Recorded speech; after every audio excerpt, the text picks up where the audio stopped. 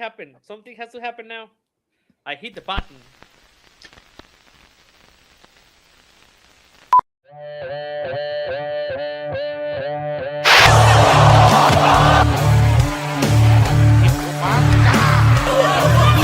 Here we are to talk about professional wrestling.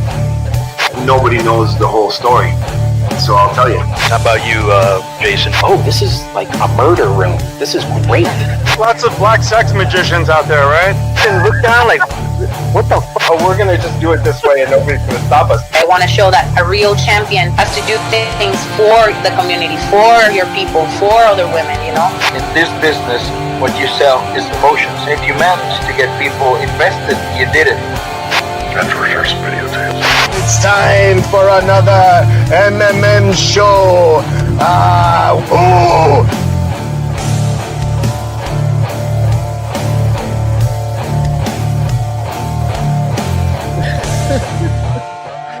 Oh gosh, here we go.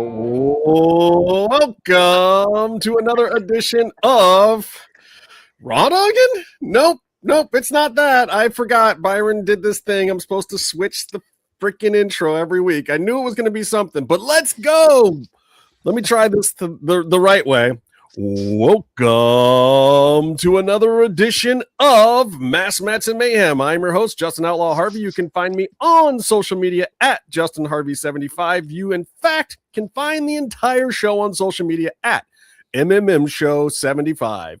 And we're joined today by a slew of interesting accents. Daniel, hi. How you doing? Daniel, you don't have an @ on your screen. You don't want people to know where to find you. You're going to have such outrageous opinions that you do not want people to be able to retort to you on your social media. Yeah, I'm going to talk about Mystico, so I don't want people finding me or something. Point taken. Love it. I'm with you.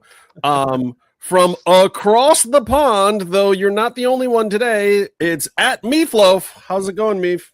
Hello. Well, I've just come to dispel the rumor that all English accents are the same. Right. Yeah, because we have an Australian on the show, according to you. No, I let it go. I wasn't going to bring that up. I wasn't going to be mean to him. Yet. You weren't going to be mean to him yet. Let's be clear about it. Over in the corner over there in his normal little spot, because for some reason the Lucha Central podcast logo just looks better next to Tony. It's not racism, I swear to God. It's at Tony Allen. Tony Allen, how's it going? It's going. Ready to well, somebody here said that my voice went down when I say it's going. So it is going. It's a good Wednesday, I guess. The Boys, it's over. It's series finale. It was kind of meh. The show was great though. That's your thing, The Voice, huh? Yeah, I'm not more the of an boys. America's Got Talent kind of guy. The Boys. The Boys. The Boys. I thought they sing at first. Not oh yeah, the Voice with the chairs and the people that no. Say it again. The Boys. Anyway. Tom Jones. The Voice of and we're joined today by one of our what's the word I'm looking for here?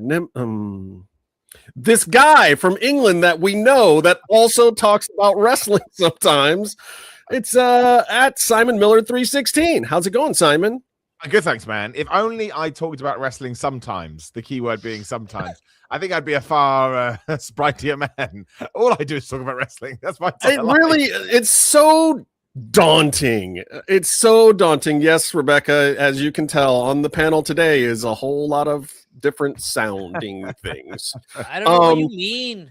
I don't talk like that, you know. You watch The Voice. I don't know what The Voice is. The Voice. I don't know if you're saying The Voice or you're saying The Boys or what is this show? It's a combination. It's a singing show that is a subversive Garth Ennis cartoon, I guess. Oh, it's not cartoon, but live action. Yeah. Simon, we're slated to, according to the notes that I actually wrote today, we're slated to talk about this thing that you're doing on YouTube called Under the Mat. So my first question is, who is Matt and why do you want to be under him? Nice. I like it. Right in there with the innuendo. I'm a big fan. Big fan of innuendo. The show. I mean, this this entire show, though, like, just to be clear, you've made a YouTube show that is, in fact, about your penis. Is that correct? That's right. Finally, all the comparisons to Johnny Sins, I was like, you know what? Screw it. Let's just go right in there. I don't know who will bring that up all the time when they see you. I only asked that because of this. I'm going to show a quick clip from the show, but this is why I asked that. And then you can tell us what this thing actually is and how many bots you've employed to get it over. Absolutely. Yeah, I can't take the mick out of that. I actually pretend to be an X-Men one time in a comic. Okay, wait, I'm going to start. Unfortunately, like you said, you don't have the biggest, ding dong, but you are the biggest dick. So, yes. Listen, that's a very good job. The name, Thunder Rosa. I came from Thunder Road. It was a place where I used to work at as a supervisor. It was a rehab facility for young kids from 13 to 18. Yeah, I can't take the mick out of that. I actually pretend to be an X-Men one time in a Comic-Con, and I dress up like Xavier. I put the whole thing, and I sat on the chair and everything. Did you have a bald wig on? Yeah, you did? I do. I have pictures. I went to see Pitbull here in Vegas. So that's the other reason you did it. You thought I could take off the two bald people I know. Yes. Xavier. Yeah. And as a matter of fact, girls were hitting on me because I looked that good. Fun stuff. Lakers already? Oh god, yeah, 6 minutes. Okay. Still trying to figure out what exactly. So this is an interview show, or because it didn't seem like you had questions. So there's no question. Explain to me what it is exactly you're doing and how it has gotten over. Because I've noticed that you, in 3 weeks, you monetized or whatever it was. 2.5 months. Yeah, 2.5 months. Okay, 2.5 months. No. So if I was going to describe it from a personal point of view, I basically had a YouTube midlife crisis. I've been on YouTube for years, and I just need to do something different. I needed to buy my motorbike. And years ago, it was like 2016. I used to do this when I worked in video games. It was the same deal. Everybody was doing video game interviews with developers, and I don't mean this disrespectful at all. I'm just talking about it from my vantage point. So boring. So boring. Everyone would just ask, is there multiplayer? When's the sequel coming out? And I was like, it's worthless. If we're all going to ask the same question, there's no worth. So we all started going in and asking dumb questions and acting like we all basically came up with characters. We made it pro wrestling. And I used to absolutely love doing it. Why I stopped, I don't know. So, I actually was already planning to do it this year. And then I saw that RJ City was stopping AEW, which is a very similar concept. And I thought, well, I'm taking that as a massive sign. The market has just opened. So it's just an interview show where, it's between two ferns for wrestling. If anyone has seen that show, that's how I describe it. But I go in there with a bunch of questions that are deliberately nonsensical. And I just tell the guests, just react to me like it's a real interview. And so far it's gone okay, with the wonderful extra that, and I say this with all the love in my heart, because most of you are brilliant. But there are a few stupid people on the internet that think it's real. Excuse me.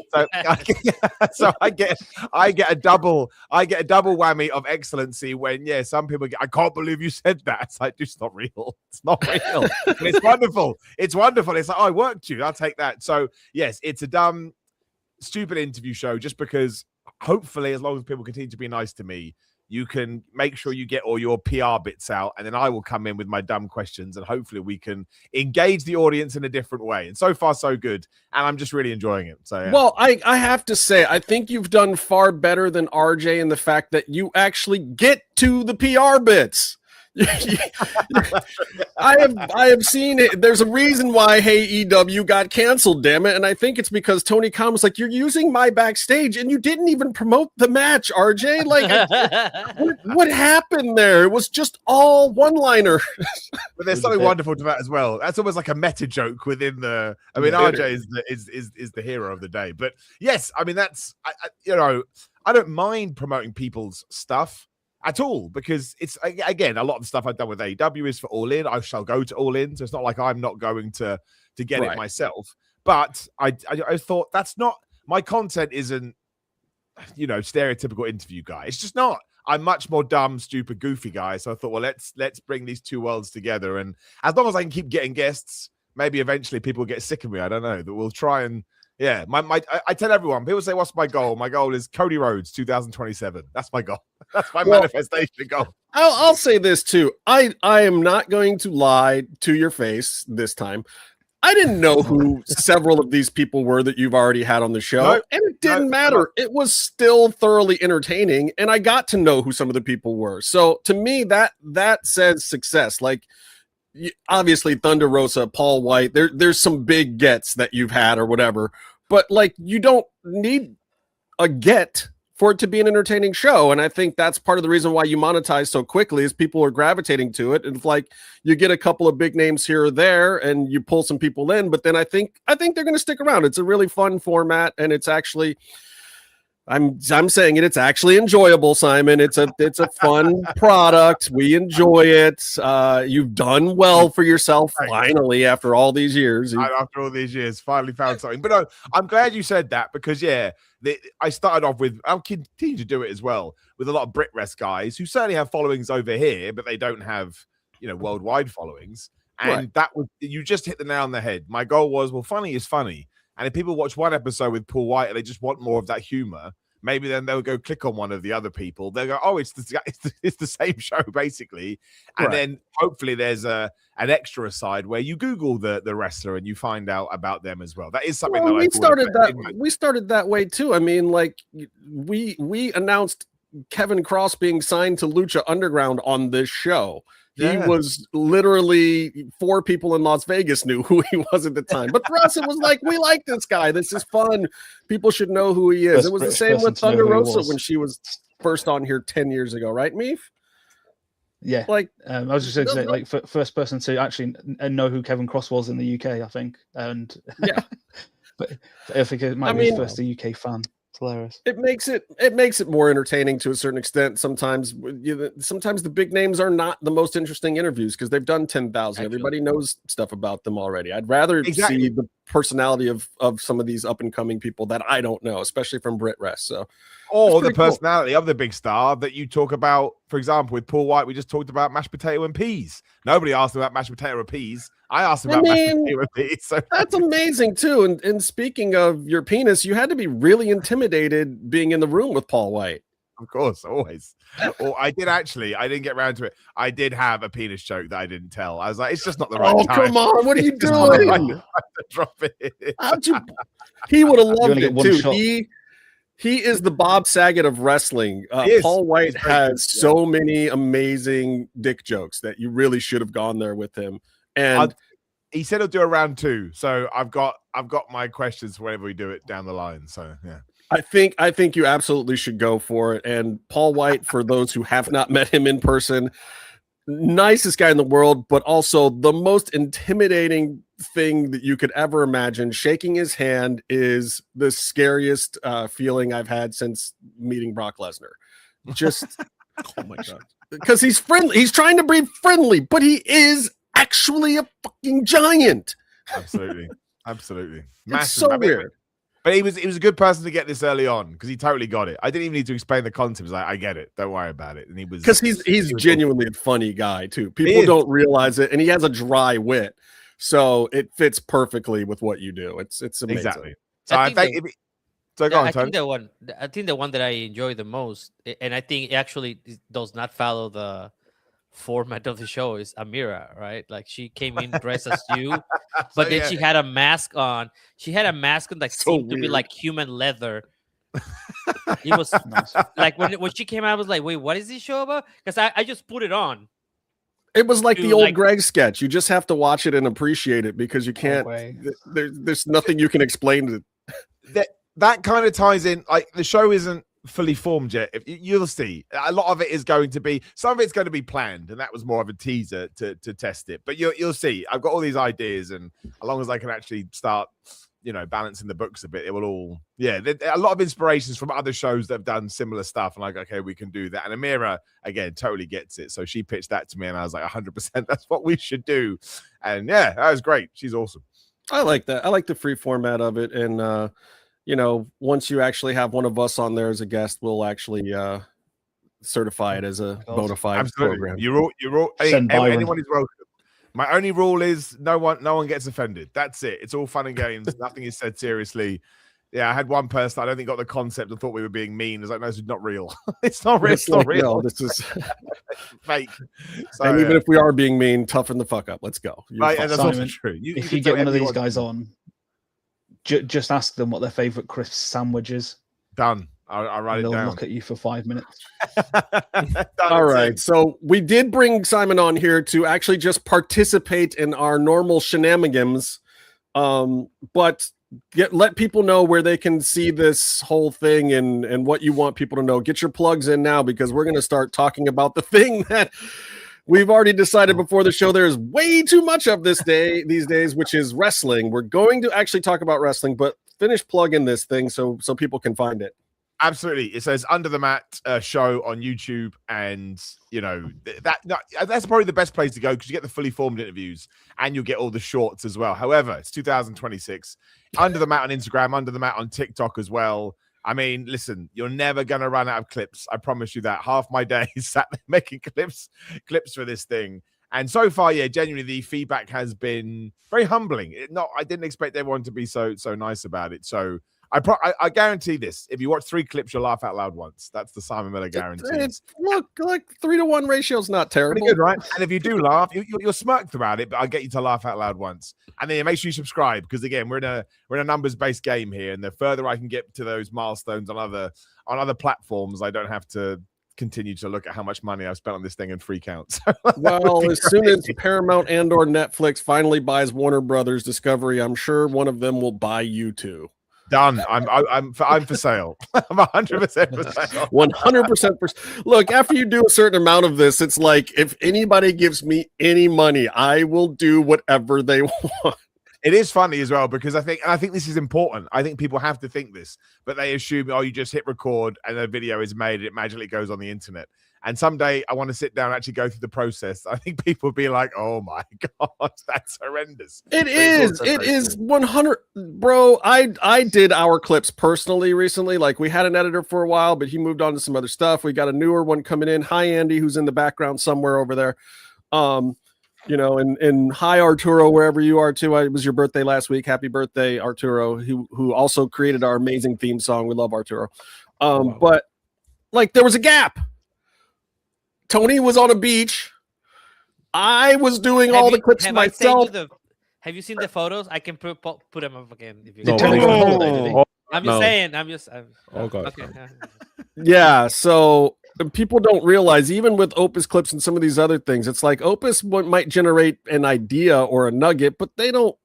Like, people think AI is going to take over. No, AI can't be a real tastemaker, guys. AI can think like some other tastemaker, but that tastemaker may have had bad taste. So, like, it can only use the information that's out there. But if you are a creative and smart person who has new information and new art and ideas to put out there, the robots can't do that yet. So, oh God, Rebecca, really? Yes. Was he on vacation? Oh, well, yeah, it was on Costa I'll bet you mentioned that. Right, Cancun. I have photos, and I will put them out later on the show. This You don't have to go. Jesus. All right. So we got to get to the big question. The big question this week. We talked about, Meef and I talked about a little bit on Raw Doggin' this week. Yeah, give it time, Brian says. We talked about a little bit on Raw Doggin' this week, but it's the big question of the week. It is the number one topic in wrestling still 2 days later. So we're going to address it. We're going to get it both barrels right here. It's the Brock Lesnar question. Brock Lesnar. Presented you by Face. Yes, it's the Face big question. Sorry, let's give I love our sponsors, by the way. Our sponsors have been so good. And we'll talk about that shortly, because Father's Day is coming up, so you need our sponsors. But Simon is on Face. After leaving his boots and gloves in the ring, Brock Lesnar decided to show up in Greensboro, North Carolina, of all places, which is partially why I don't think this was pre-planned, because I can't imagine 3 months ago anybody was saying, yeah, and then we'll have this big surprise in Greensboro. What do you mean? It was a surprise. It was a great surprise. I do want to get into that too, because it's part of what has been missing in wrestling and part of the criticism that people have had of WWE. It's what everyone was saying it about Royal Rumble. Everyone was saying it about Mania. Like there's been this lack of, moments, and yet we have guys like Triple H and even Tony Khan, and they're always making these big announcements that are supposed to surprise us. But in this internet day and age, keeping something a secret or actually surprising us is not easy. So yeah, let's do it in Greensboro. I guess. Okay. But we got to ask ourselves, what does this mean? First of all, how did we get here with Brock Lesnar coming back? What does it mean for Oba Femi?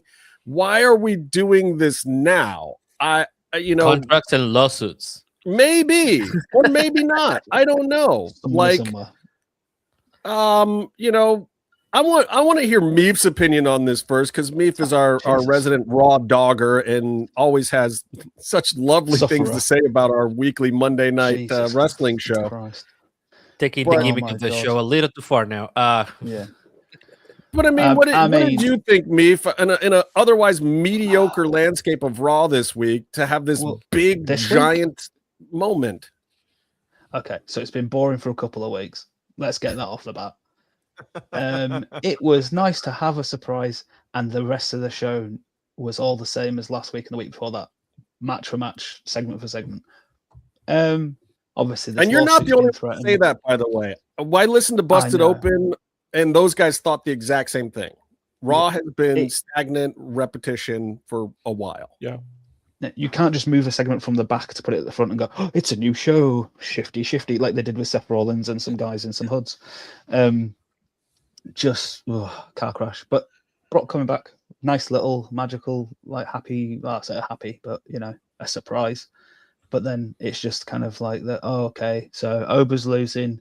They've got to sell some tickets for Clash at Italy because they're not selling, which is a surprise. So Simon, I will tell you this because I've said to these guys repeatedly: Europeans, especially the French, don't make them angry. The French will burn a place down. And basically, we if we feel like you are what's the phrase to use, not using spit, it's not nice, and we tend to act out on it. So you had the crowds in France last year, or even early this year, saying you've taken all our money. What else can you take? Because just out announcing things, and this Clash at Italy and the whole thing that's going on with TKO and the running of that company could. Internationally, it's not going to work so much as it might do in America, where it's the kind of go into your town, the thing you did with your mum and dad kind of thing. But yeah, it's just a whole cacophony of turgid rubbishness. Okay, well, tell us how you really feel about it. I don't know. Leading into Clash in Italy, it does beg the question. The one thing that I really kind of am keying in on here that you're saying too is like, is this really TKO guys sitting around going, we've got to pop a number for Clash in Italy? Ticket sales are, I mean, this was what Ari Emanuel did when he did that whole John Cena turn. Rock shows up at Elimination Chamber thing, a year and a month ago or whatever, a couple months. And it's just like, maybe that really is all that's to it. Maybe it is like, hey, Brock's still under contract. We know he put his boots down, but we got to suck him back in. I don't know. Is that just what it is? What do you think, Tony Allen? Yes. Okay, great. No, well, first let's. Okay, I did not watch Raw. Okay, you didn't have to. I think I was actually was at doing, earning monies as having a life. The guy, the very evil, very nice person will say. No, we're not talking about him. Yeah, we will. I forgot about this part. Yeah, we're gonna talk about it. No, I didn't watch, and it was the only thing that popped on my feed, and it was the only thing that people were talking about, either on our chat or. Yes, Sumit, of course you can ask us a question. One. Ask away, brother. We'll get you. One question. So I guess in a way that is the only thing that it will bring any kind of pop or attention to Raw at this time, because nothing else it's making except for Danhausen, which was more like a Danhausen thing that the WWE. So on that side, yes, it's this is something that is good, but again, storyline wise, as Meefloaf said, it's rubbish. Is that close? Rubbish. That was good. Rubbish. Not rubbish. Not like wearing a robe. It's rubbish. It's with the when you have a lot of Roberts in the house. I mean, I've got other words for it if you want, Tony, but I don't know if No, that's fine. That's fine. We need to monetize eventually in this fucking channel. But yeah, it diminishes whatever happened. But I don't think they are looking at things like that anymore. I don't think they care whatever happened a month and a half ago to whatever is going to happen in the next week. That's what they're thinking more. Like they're just thinking about the moment that will be on, because they will be flooded with internet interactions and reels and memes and all that stuff. And then they got other shows like the Monterrey Noche de los Grandes over here. Those are more like they don't even care what happens between different shows anymore, let alone what happened a month and a half ago. Even if it's like one of the greatest careers and he just passed the baton to somebody else, it doesn't matter anymore to these people. They just care about, we need to make this pay-per-view, sell tickets, and we need to have people watch on Netflix because that's what they paid us for. And if we don't make, I mean, they will probably bring Stone Cold Steve Austin. Please do it. Please do it. But how long the wow effect will last? Like they cannot do that week by week. That is the problem. That's what I'm saying. There's no substance to anything that they do anymore. It's just the flash. And then after that, nothing happens. It doesn't matter. Cynical, but I get it. Cynical? No, I'm just looking at the world as it is right now. The truth. I don't know if you is the scene. Now you can hire somebody to curse a team and they lose by 22 points. Like, look, man. What? Oh, I'm sorry. Forget you're from Cleveland, bro. We should have hired Danhausen to relegate Spurs. Hey, what? No. And when he says Spurs, he doesn't mean the San Antonio Spurs. He means the Tottenham Hotspurs. Those are the only ones that matter right now. Simon, how do you feel about this whole the why of Brock being back? We'll talk about where it's going in a minute here, but the why of Brock being back, how are you feeling about it? Yeah, so I talked about this. I understand the surprise. I understand the big reaction in the arena. But I kind of goes what you guys have sort of said. I don't think this was the plan post WrestleMania. I think maybe probably something at SummerSlam, and then think something has changed in the interim. Just because what I have noticed is that they like to use Paul Heyman as their creative crutch now, right? So they need to get Bron Breakker back on Raw. Paul Heyman makes a magical phone call. We never found out who was on the other end of that phone. And then the Gunther thing, him moving to SmackDown, having this magical contract. Never explained why Paul Heyman had that kind of authority.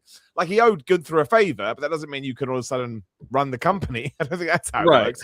And then, of course, this week, he's magically bringing Brock Lesnar back. And I love Adam Pearce. I think he's great at his job. And I think WWE struck gold with him. But I've never laughed so much with someone in a very serious voice saying, I filed retirement papers on his behalf. I've never heard that sentence. I've never heard that's retirement papers. What are you talking about? And I don't know. Listen, I get it. I do understand it. But I just think when you have something, for my money, that was as perfectly executed as the Oba Femi thing at WrestleMania, just don't play with it. You don't need to. Just let Oba Femi go on and kick it, do the Goldberg stuff. He kicks anybody's ass. He wins a championship. And then, sure, eventually he loses. You decide who that is. Probably don't use a cattle prod. So, I mean, that's ultimately how I always watch wrestling now. I ask myself the question, do I want to see Brock Lesnar beat Oba Femi and Clash in Italy? No, I don't. Now, listen, if Oba Femi beats him again, that would be great. But surely that has to be the end of Brock Lesnar, because even if we were going to get to a point at SummerSlam and Gunther was going to call him out, it'd be like, why, bro? He just lost twice. What worth do you get out of beating that guy now? He should have retired. He was toast right in terms of the storyline. So I hope they have a better plan than that, and I hope that they can show it. Listen, in terms of watching, it's fun. You get the adrenaline rush. But yeah, when that kind of calmed down, I was like, I don't really see how this is going to better what you've already done at WrestleMania. And I thought what WWE did at WrestleMania was fantastic with Oba Femi. So yeah, it wasn't for me. It just wasn't. It was. I just think there's something else that we could have done, especially because I do think WWE's fallen into a pattern of just, oh, that worked 2 years ago, so we'll do that again. Well, that worked 3 months ago, so we'll do it again. I think even though it was, I don't say it was all over the place, but I think they were so desperate to have a good match that kind of, actually made me enjoy the match more. But the Ricky Saints Carmella Hayes match from SmackDown was some of the most fun I've had watching WWE in months because it was just new. I was like, great, it's Ricky Saints and Carmella Hayes. And I've said this too. I said this a couple of weeks ago also, Simon, of like, I hate the whole contract thing and asking people to take pay cuts and this, that, and the other thing. But at the same time, I'm not going to complain about the new faces and some of the fresh storylines and some of the call-ups because, you know, a lot of people have said like, dude, why are you leaving NXT so glorious with all this abundance of talent when the main shows have been mediocre? Like, just gut NXT. It pays you less money. You don't have these huge deals with these mega companies. You have like a CW deal. Like, CW is going to take what they can get. I'm sorry. You have to gut NXT and call those people up. It's more exciting. We need them. And they did. And great. But at the same time, what they've done to some of the veterans, maybe not so. Okay, Sumit, I'm going to answer your question. Okay. No, we're going to make Simon answer your question because this is part of the hazing of being on this show. Simon, I don't even know if I can understand the question, Sumit. Simon, I'm going to let you interpret and read and answer this question and see what you can do. Yeah, thanks for the question. Appreciate it. If you get angry, but you can't show that on camera or in front of known one like children, what's your reaction? How you do? I think that's a haiku. It's an elongated haiku, but I think it may be a haiku. If you get angry, but you can't show that on camera in front of your children, what's your, like, I suppose what you're saying, if you don't want to get angry in front of your child or your camera, then no, you shouldn't. Any kind of sort of over the top reaction should be by yourself. And if you are obviously presenting yourself to a child who needs to be protected, or you're in a public forum and you don't want to make yourself look like a moron, of course you have to be sensible and smart and not over the top. So it's smart. I agree. Yes, let's not get carried away with our reactions. I'll say this, and I have a little bit of the Karrion Kross issue where I'm the nicest guy in the world until that 98th percentile moment where I'm not. And then I'm scary as shit. But the thing you have to understand about anger is anger can be useful in the fact that fear can be useful, because fear is what taught us not to walk off of cliffs blindly when we were cavemen. You know, fear is what taught us not to eat the poison berries off the tree and to pick the apples and the fruits that didn't kill us. Like, there's something to be said for fear. So every now and then, putting the fear of God in a child or an opponent or an adversary or somebody who's not giving you a pay raise, but you have to accept that if you are the thing that is putting fear into something else, any other creature on this planet, you may suffer repercussions from that. If you scare a wolf because you yell at the wolf or whatever, he may come back with a pack of wolves and kill you. You just have to accept that part of anger. So if you are angry, something has upset you, and you need to put the fear of God into some other element that is on this planet, you just have to accept the responsibility for having done that after the fact. That's it. That's my feeling about anger. And if that doesn't answer your question, and for a wrestler, it's a job, man. You're out there doing a job. Like, if it's part of your job to do that, great. If not, you're on, see, there you go, Sumit. Can I add to this? I didn't let you down. I'll add to this. And if you're a wrestling fan in Mexico, don't climb in the ring when Cinta de Oro's in there. Oh, man. Because he will pop you. Again, you have to accept responsibility for your actions. And I think, as much as I do believe the world needs to be a nicer place, and I love my kids' generation and all the openness and the heartfelt feelings that they have, but at the same time, you have to understand a little bit of the nature of aggressiveness and the downside of passivity. Sometimes you have to assert yourself and cause things to happen. The entire universe is entropic. It is designed to fall apart unless you exert force to create new things. That's just science. That's the way the world works. You have to proactively create to stop entropy, period. And you got to keep that in mind. And I know that's very philosophical for a wrestling show in the afternoon, guys. Jesus. But it is so real. And this younger generation, I think, is too passively waiting for things to come to them. And it's like, that's just going to make things fall apart, guys. You have to actively go out there and get it. Simon Miller would not have the views that he has on Under the Mat if he hadn't busted his ass making that show, put his own money into it, filmed it, edited it, got people to watch it. You can't just sit around. It's not just going to happen. There's a lot of wrestlers out there that, you know, they go to the PC now. They're these blue chip athletes and they think that shit's just going to happen for them. That's not the way it works, guys. Tyra May Steele, blue chip athlete, gone. Waiting for it to happen. That's all I heard was she was sitting around waiting for it to happen. No, girl, make it happen. Sorry about your damn luck. Bye. Wrestling doesn't need you. Gable Steveson, same thing. Bye. Go fight MMA. Go actually get hit in the face. You had a chance to do it the easy way, bro, but you didn't assert yourself. Sorry. Bye. Get out. Go away. That's the way. That's the real way of the world. And it's not that I don't like those people. They could have been great superstars. They're not. They were, and their anger didn't serve them the right way at all because they were just angry that it wasn't handed to them. They weren't proactively putting that into energy moving forward. There's something to it. All right. I'm going to go back to Brock Lesnar for a minute because now it's the Oba Femi of it all. Where the hell do you go with Oba Femi now that you have injected Brock back into it? We can question having done it at any point in time. Like, okay, why did TKO? Who knows why TKO does things? There's random as Vince McMahon before them and the Tony Khan over here and Carlos Silver. Like, you know, it's crazy, and we'll talk about this a little later too. Like Billy Corgan's the only mind in wrestling that I understand right now, and he still has issues. I don't understand what a lot of these guys are thinking at times. But moving forward, we've got this Oba Femi thing now. It's huge. He's the Black Hulk Hogan. Like, he is getting over on a take your vitamins, say your prayers kind of level that we have not seen in a long time, and it could be the biggest thing in wrestling in 20 years. The question is, now that we brought Brock back, where do you go from here? What do we do? Daniel, what do we do?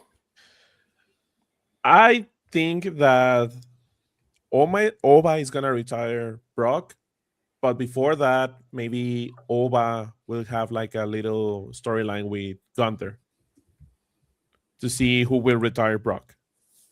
That's what I was trying to figure out what happened there. And also I was thinking that maybe Brock came back with some kind of a deal that, I don't know, maybe Brock won't retire him because allegedly he didn't want that. We'll see. I mean, now my question now is, do you want any of that? Isn't Cody and Gunther main eventing Clash in Italy? Yeah. So all of them will be there.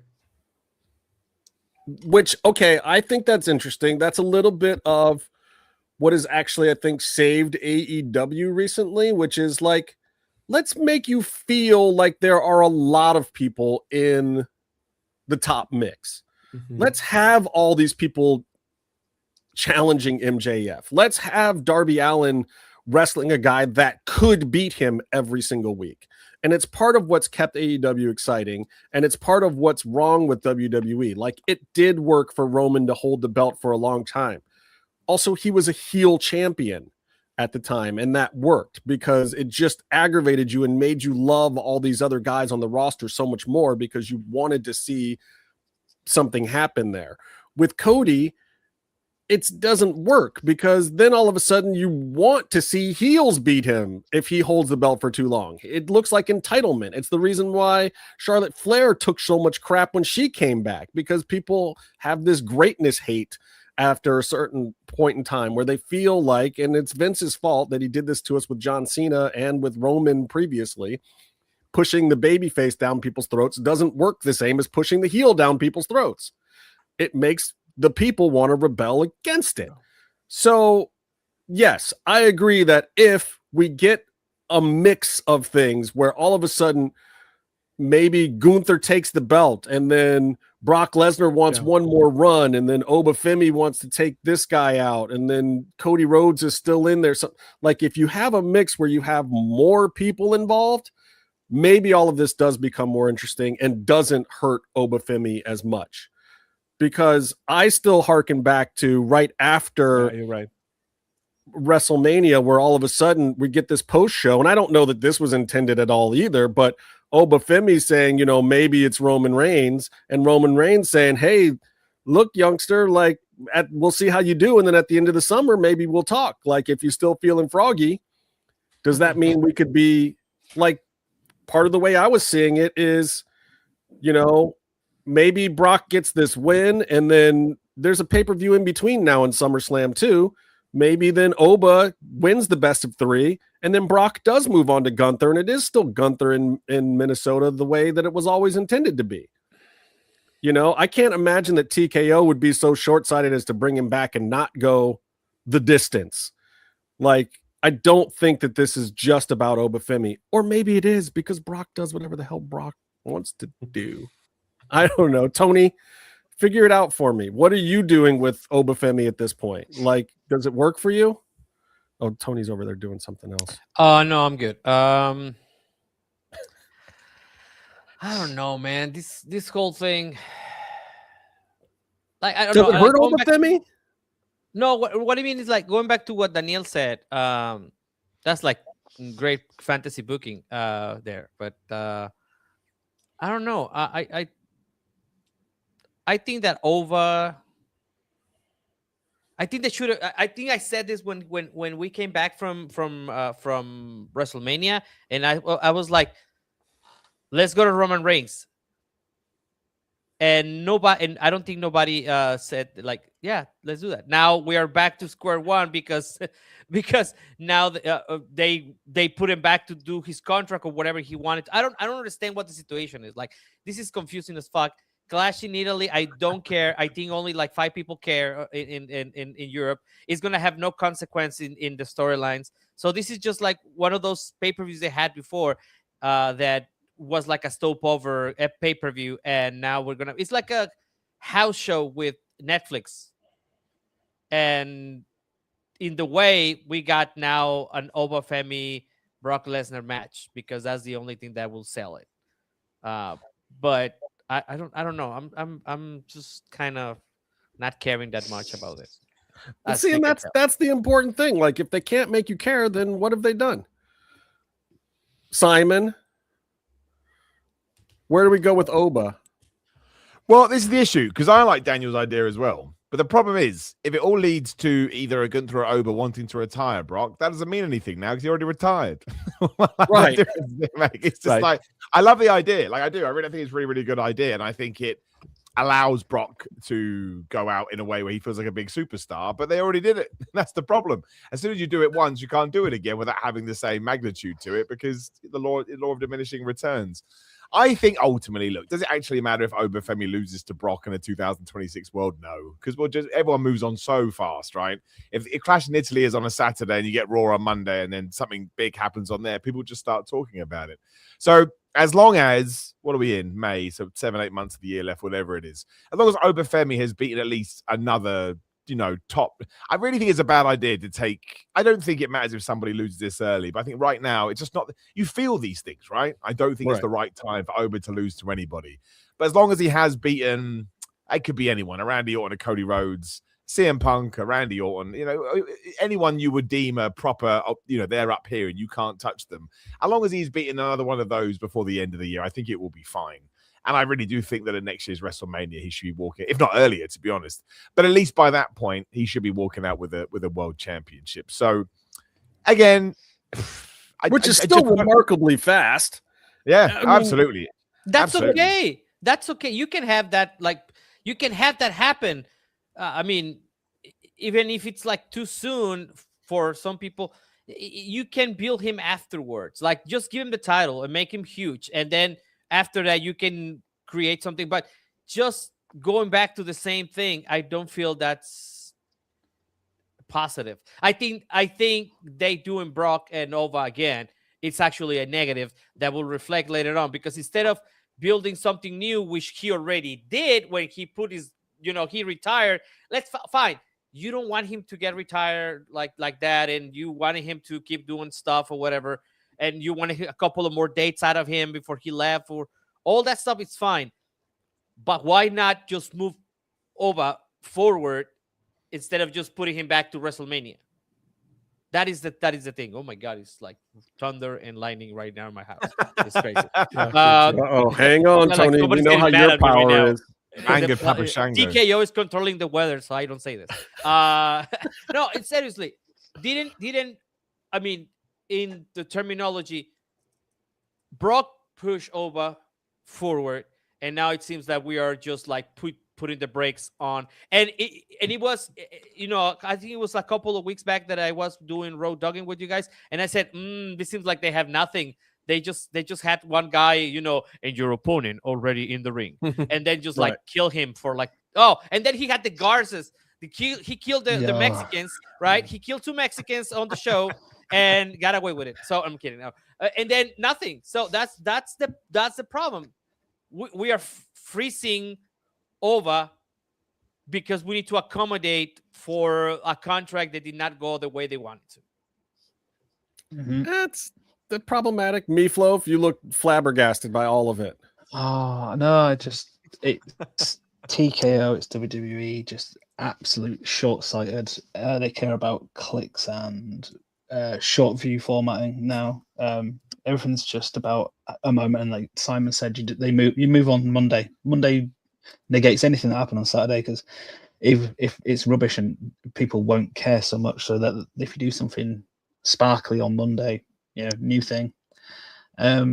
With Oba, it was kind of, you don't want to see the Goldberg run to a degree, but like you got to strike while the iron's hot, otherwise you end up what they've done repeatedly over the years, whether it be Triple H or Vince. You have something magical and you just sit on your thumb on it, and it soon dissipates. And then what you do is you get to the point where you haven't put that person on TV for 9 months, and then you fire them because of your inability to do anything with them. And I might be talking about the LWO. I might be talking about El Hijo del Fantasma. I don't know. You might be. But I might see patterns in things, because I might be a bit. Can I ask a serious question? How is Fantasma doing? Have you talked to him? Is he okay? Is our boy hanging in there? I've left him alone a little bit. He's posted some good messaging though.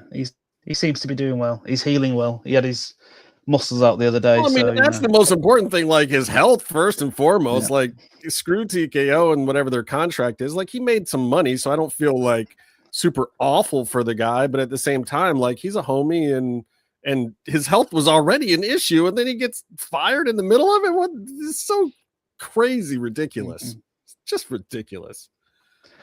Back to the point before this guy's question. I am a burn everything to the ground guy, so yeah.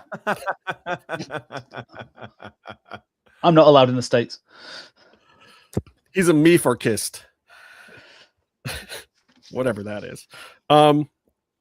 Okay, well, I mean, look, it's the story of the week. I will say this in general.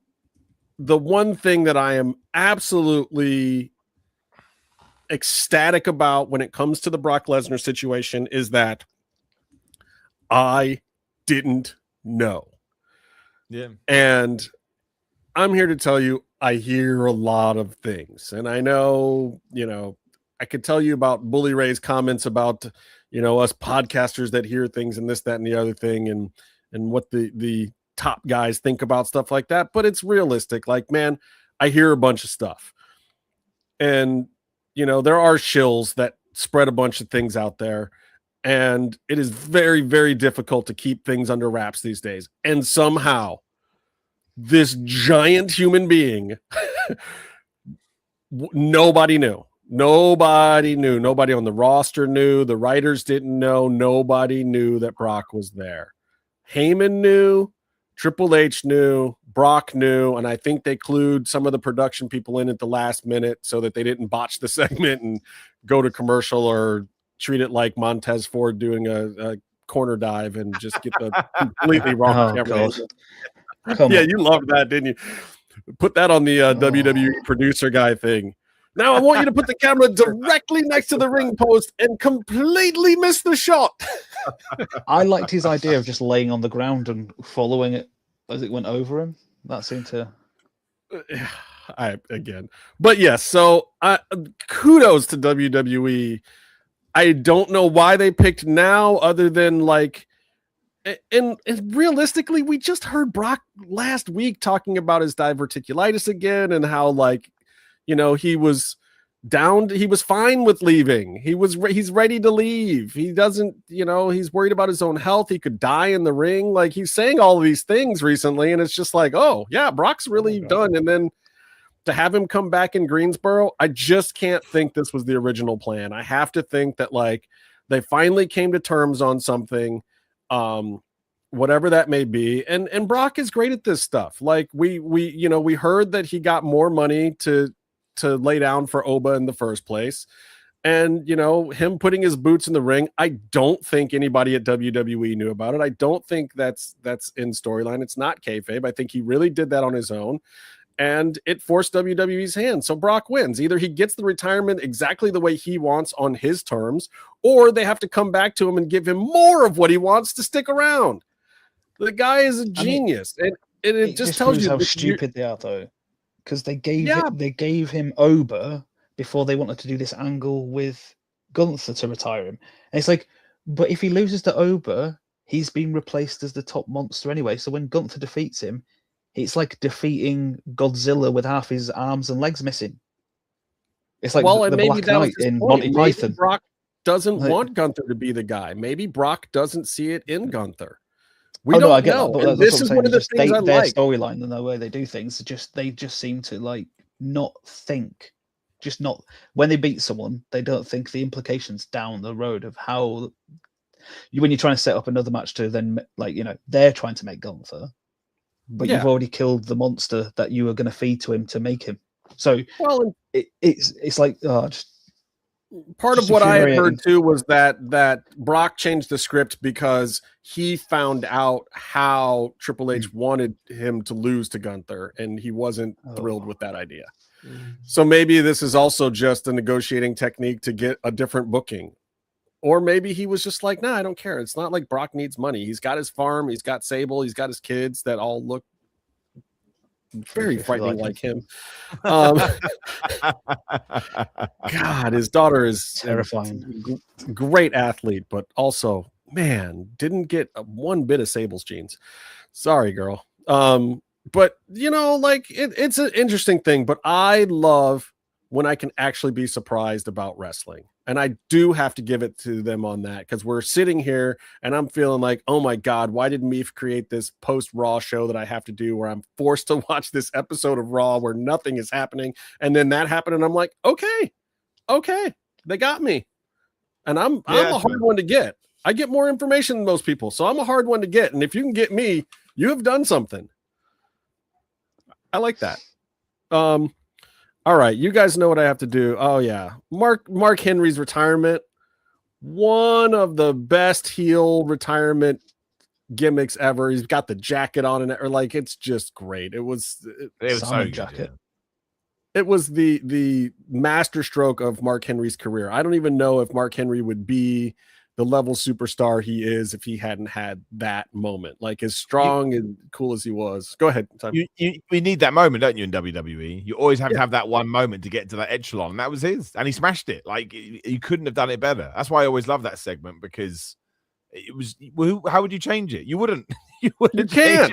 It's just one of those things where it was like, you can tell Vince just had this master idea, and everybody was like, I don't know, and everyone's like, and even Mark is probably like, Vince, I'm not a very good actor. I don't know if I can. If you say so, boss, but okay, I don't know. Like if you know Mark Henry was probably the most skeptical, but just amiable to do whatever. Like, all right, I'll impregnate a woman with a hand. I'll do a fake retirement. Never forget. But you know, I like it. We always focus on the hand, but we're not going to talk about it here. There's way worse Mark Henry late night storylines that poor man was put in. Some of the things I have to say to fake therapists were, yes. Let's just move on. Exactly. Okay, you know what I got to do, guys. Yeah. Oh yeah. Tony knew what I had to do. I had to do this. I had to bring it out. Something like this. Like I got to get it to. Oh, there's the light. Oh, it's the Ohm face. I'm going to be sincere about our sponsor because this month's product, the sunscreen, it's genuinely one of the ones that I used before they were our sponsor, and I love it. It's great. It keeps your skin from doing that normal weird greasy sunscreen feeling thing, and it's actually healthy for your skin. And I actually use this product, and I'm really happy to have our sponsor Ownface because moving into Father's Day, I want you guys to all use our code. It's MMM20. I'm not reading off the sheet or anything right now. This is from the heart.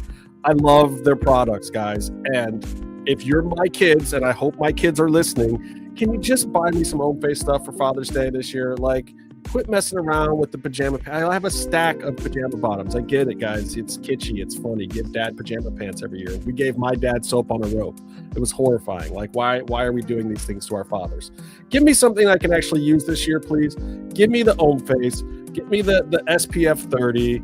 And I'll read the piece of paper and say all of the things that I'm supposed to contractually say, but I want you guys to know that I genuinely like our sponsors. I genuinely use this stuff. I've got all of the facial products on right now. I've got layers 1, 2, 3, and 4. The face wash, the toner, the anti-aging, and the moisturizer all on my face today. I'm looking young. I'm 51 fucking years old, guys. I look as young as any of these guys on this panel. So the stuff works. I believe in it, and I just want you to know that. And they're a great sponsor. We don't make millions of dollars off of them. We make a few pennies here and there. It helps cover some of the costs of doing a weekly show here. So please go support them. They support us, and the products are great. Let me read the contractually obligated portions of this because I like doing the voice. I like doing the radio voice. Ownface offers best-in-class skin, hair, and body care solutions for men. Powered by K-Beauty Technology, HF products are 100% vegan, Leaping Bunny certified cruelty-free, and crafted with clean, skin-friendly ingredients. For a limited time, add our promo code MMM20, that's MMM20, to get 20% off and, most importantly, free shipping in the coastal United States. Elevate your grooming routine and experience the HF difference today. All right. And as the third whitest person in this panel, use the block. Me? Use it. I don't know. I will say me, Simon, then me. As in you're the palest. No. Paler than Simon. He went to Cancun. He's not pale anymore. Yeah, exactly. Yeah. I went to your lighting is look doing like your this. head. I still look like this after I went to Cancun. No, all right, guys. They are very good products. Very good products. We're gonna do a thing. We're gonna do hot takes and sausage. Okay. Bring it hot. Bring it spicy. Wait. I know. We have to finish soon because Simon's gonna need like a big cup of coffee. A cuppa. That's not a 10. We need to talk about the Big Foley announcement because it just broke right now. So we can talk about that. We had a question about it earlier too. Yeah. So I don't know. My question is, I have my own ideas, but is this super beneficial to AEW? Right now, as far as we know, he's only gonna do like a show with Renee. So that means a pre-show thing. A pre-show thing. So that means that he's gonna get thrown out of a cell by John Moxley, and then Darby Allin is gonna save him. it's that idea you were floating around. You know that you always said this, Justin, that there is no on-camera authority in AEW. Correct. But then that will make it more like WWE, which is something that Bear, which I will not, talk shit about it because he's not here to defend himself. But there's something that he said that's not what they need. They said that that AEW needs to stay AEW and not be more WWE, even though people are flocking from WWE because they seem like I get it. Look, I don't think that Mick Foley is going to be in that position, but that's unfortunate. I don't think Tony Khan can write that authority figure position, so I don't know if I want to see it. I just, however, know as a writer myself that you need a certain level of antagonist that can cause things to happen that is not one wrestler to another. Because if it's just always one wrestler to another, basically that means your storyline is always this tough guy in the locker room, Mid-South, old school approach of I'm tougher than you are. And we don't have the backstage segments even like back then to support it. You don't have the Mean Gene Okerlund segments and the people pushing it forward. We just have, Renee doing these interviews in the back and whatnot. And don't get me wrong, I think AEW's been doing a really good job with their style, but there are reasons for certain things that are cliches in wrestling. There are reasons why you have baby faces and heels. There are reasons why you have authority figures and they work. Like, it's worked for a long time. And even in the old days, they didn't always do it, but every now and then the promoter would come out and they would make the match. Tony phoning it in to Tony Schiavone and Tony Schiavone just saying, yeah, I've just got word from TK that the match has been made, blah, blah, blah. Okay, that works in the moment, but what it doesn't do, it doesn't work for the package. And I've noticed that we go into some of these feuds and we don't know where it started. We don't get that catalyst moment. We don't get the, it's official Adam Pearce kind of thing, which I get it. It's lame to a certain extent. And we've had a million of these people. Paige was one of these people at one point in time. Daria was one of these people. Teddy Long, Mick Foley himself has been this person. But Mick Foley, if you were going to really use him the right way in AEW, if someone in AEW could write it, should be the commissioner of AEW. He should be an authority figure that can every now and then step in, be a babyface, and say, I've got a little bit of pull in this place. I'm making the match. Or I'm setting this stipulation. Like, these guys setting their own stipulations is a stretch sometimes, dude. It's such a stretch. You really need some of this outside stuff, and it needs to be in the storyline. It's part of what AEW is lacking. And Mick Foley had his political disagreements with WWE, walked away, and I heard that they came to a good agreement that worked for everybody, or like they still get to do his merch for a certain amount of time or something, and he gets to walk away clean and this, that, and the other thing. Like, everyone agreed that Mick can go away and it's fine. And they're all happier for it. Mick doesn't like their politics. They don't want him out there representing them and saying things against that. So they're done.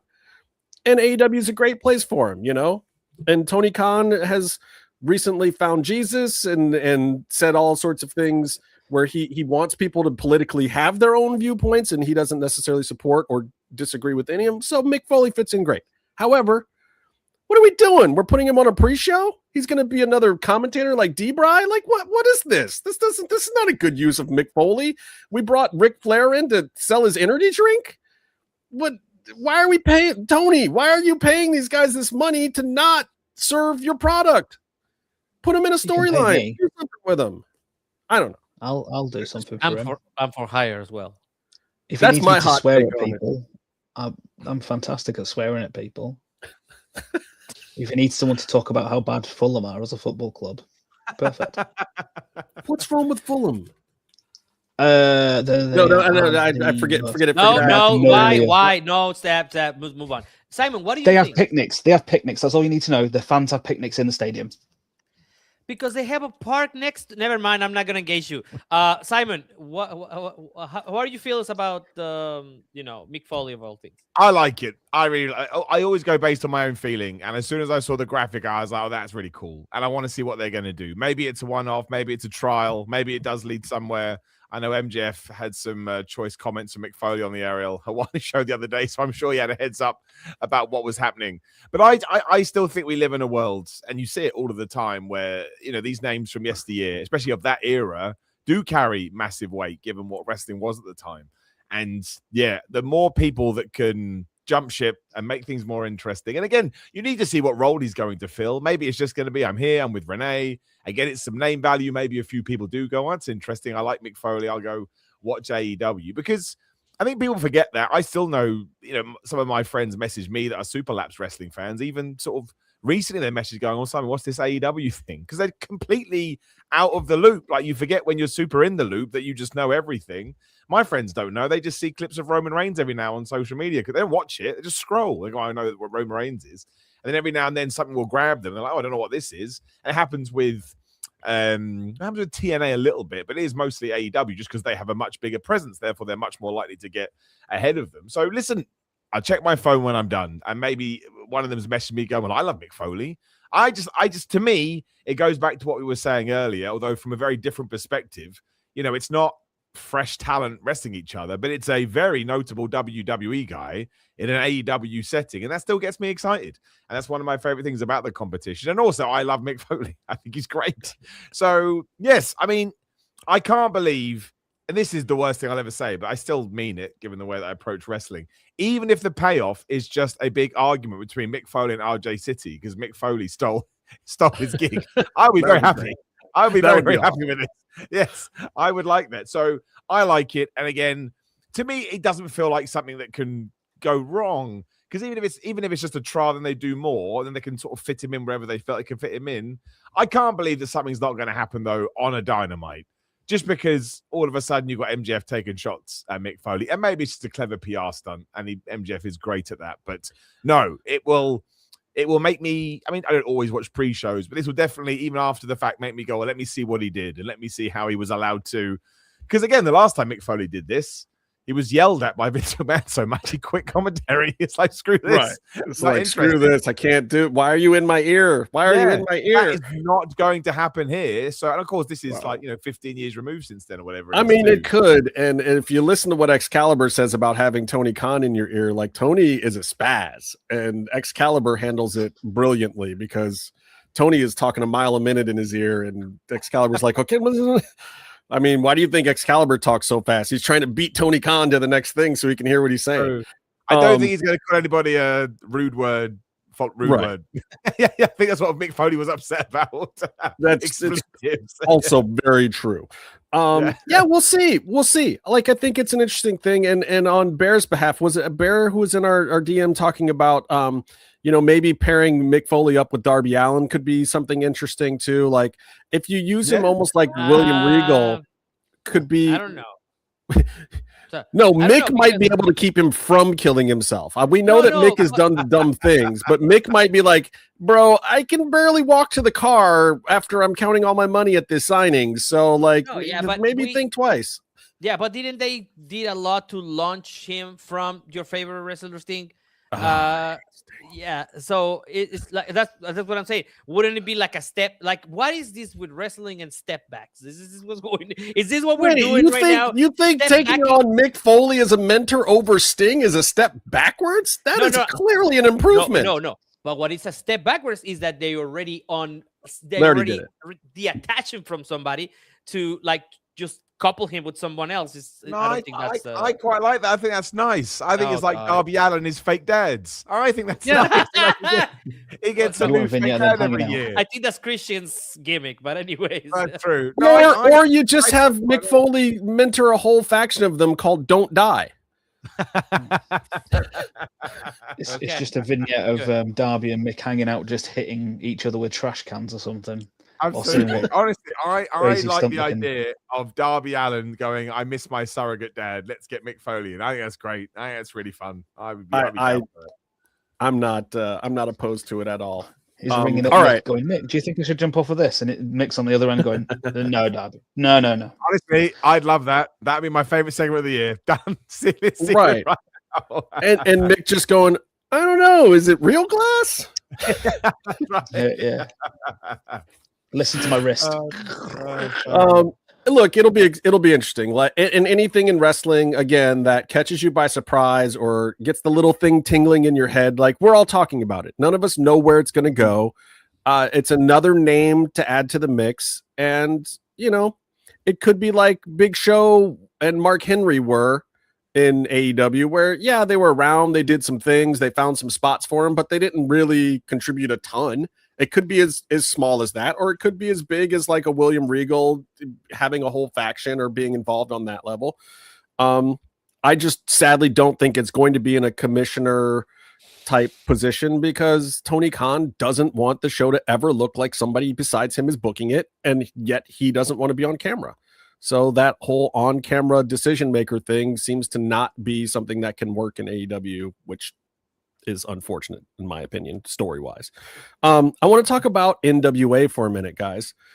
They did a deal recently, and you've heard me on this show say before that I was enjoying NWA being on the Roku channel, but a lot of people weren't really finding it on the Roku channel, and I guess monetarily the deal wasn't all that great. So Billy Corrigan found a way to a new deal and going over to Comet, which is basically where Ring of Honor used to be back in the day, kind of a syndicated network in the States here, where you find it on your UHF dial and all that stuff. So that was an interesting deal, and a lot of people didn't know what Comet was. So I looked at some of the numbers, and at first I was thinking, when I wanted to talk about this, that I was going to say like, it was a bad idea. Why'd you move, Billy? Turns out the numbers have actually been good. Their first week they did 275,000 or whatever, which was better than what TNA did that week. Like literally in the course of 2 weeks, did NWA become number 3? Wow, what is happening here? Like, silently, Billy Corrigan is making some moves. And speaking of silently, I gotta give it up, even though she freaking hates me and I don't know what she's got against me. But Tiffany Nieves, have you seen your own interview? It's not so much that my interviews are antagonistic. It's that she doesn't want me to be nice. She made me be mean, Tony. I swear to God, it wasn't my fault. She made you. Okay, fine. Go ahead. Continue. But look, we know for a fact that Tiffany Nieves doesn't like me very much, but I can still appreciate the work. I don't care for the things that she does, but I can't say that it isn't brilliant for her to win the Burke Invitational, and the Burke is the name of the belt for the women in the NWA. She wins this invitational where she gets a cash-in option from this bouquet of flowers or whatever, and she has her heater, and I know she hates me calling her a heater, but she has this giant woman, Greta, who's only like, I don't know, 20 years old or something, or 19 years old. I don't even know. This girl's a phenom. She's gigantic. She's Wimby-sized. Like, she walks to the ring and she's at eye level with the top rope. Insane. This woman comes down after Natalia Markova successfully defends her belt. She just choke slams the crap out of Markova. And then Tiffany comes down and, in true princessa fashion, puts one foot on this woman and becomes the NWA Women's Champion. The storylines with her are amazing. NWA has her on every one of their posters. They're sitting around to do the promotion. And again, she's been quietly making this move over there and making a name for herself as a singular draw and attraction for this company. And it's impressive. And people don't know. I mean, here she is. She's winning the NWA title, but she's up against Ronda and Gina on Netflix the same night. Like, so nobody knew. So yes, Tiffany Nieves is your NWA women's champion right now. NWA is making moves with this Comet deal, and all of a sudden, is NWA back in the conversation? That's my real question for you guys, and I'll let whoever wants to take it. But like, NWA, who knew? That's the question. Well, I had the chance to look at the video. Actually, I do get Comet because I have YouTube TV, and it is part of the channels that I get. Mm-hmm. Where it's when I ask you like, what is Comet TV? Sorry, yes, I watch reruns of like the X-Files and stuff like that. That's where they are at. Yeah, so they have a lot of sci-fi programming on. They have a lot of sci-fi. If you're sci-fi fans like me and Tony, that's a great channel. It is a great channel. So I can see where the numbers are coming from, though they are very impressive compared to like people like TNA, whatever. You're still mad that I mean, Santana's still their champ, right? Yeah, but I mean, you guys promised something they didn't. Never. I'm not gonna talk about TNA. I'm not gonna do it. Fair enough. They need to improve a lot of stuff. But the thing is, like, I saw it. I actually like what happened. I actually like the way they went off the air with her. On top of this huge person, probably 2 times me. Like, we need to put 2 Tonys on top of each other to be that right. She's 5'6". I don't know. Okay, whatever. So yes, I liked it. It was pretty cool. I do see something very interesting in Tiffany, especially because she doesn't like you for some reason. That's like a plus. Right? Why is that a good quality? That's not a good quality. I don't know. You make great TV. We should put you on the show. See what happens. Let's just see what happens. Put him getting chopped a little bit. Yes. Let's do that. But also, this is my thing. If this is a lateral move for NWA, like quality-wise for the production, then it's just, I don't know. I would like to see a little bit more. I don't like the TNA NWA look right now. I want TV productions to look like TV productions. I don't want them to look like BOD productions, like a lot of these looks like this is a company that got a streaming service. I don't like that. I want a little bit more production. I don't want the like when AEW was doing the residency in Dallas, it was full of people. It was packed, every one of them. You couldn't tell. Yeah, okay, and that was Ring of Honor, but also look at Ring of Honor when they tried to do a studio production version where you're just like looking at the grid and the ceiling and for Ring of Honor, and it didn't look great at all. And they had like 70 people in there, and NWA has found a way to do this consistently for the last decade, and have a following. They have some loyal fans. They have people that come to the tapings. I want them to be more. I want NWA to mean the National Wrestling Alliance. Like, I want that because I was having a conversation about the significance of the NWA Women's World Title because of Thunder, right? Like, I wanted them to understand this is. I'm sorry, this is just the most hilarious comment ever. Mick Foley is a pedo drug addict. Okay, sure, whatever you say, Blinky. All right, man. I don't know if I can go for that one, but very salacious comment that got you noticed for 5 seconds. Thank you, Blinky.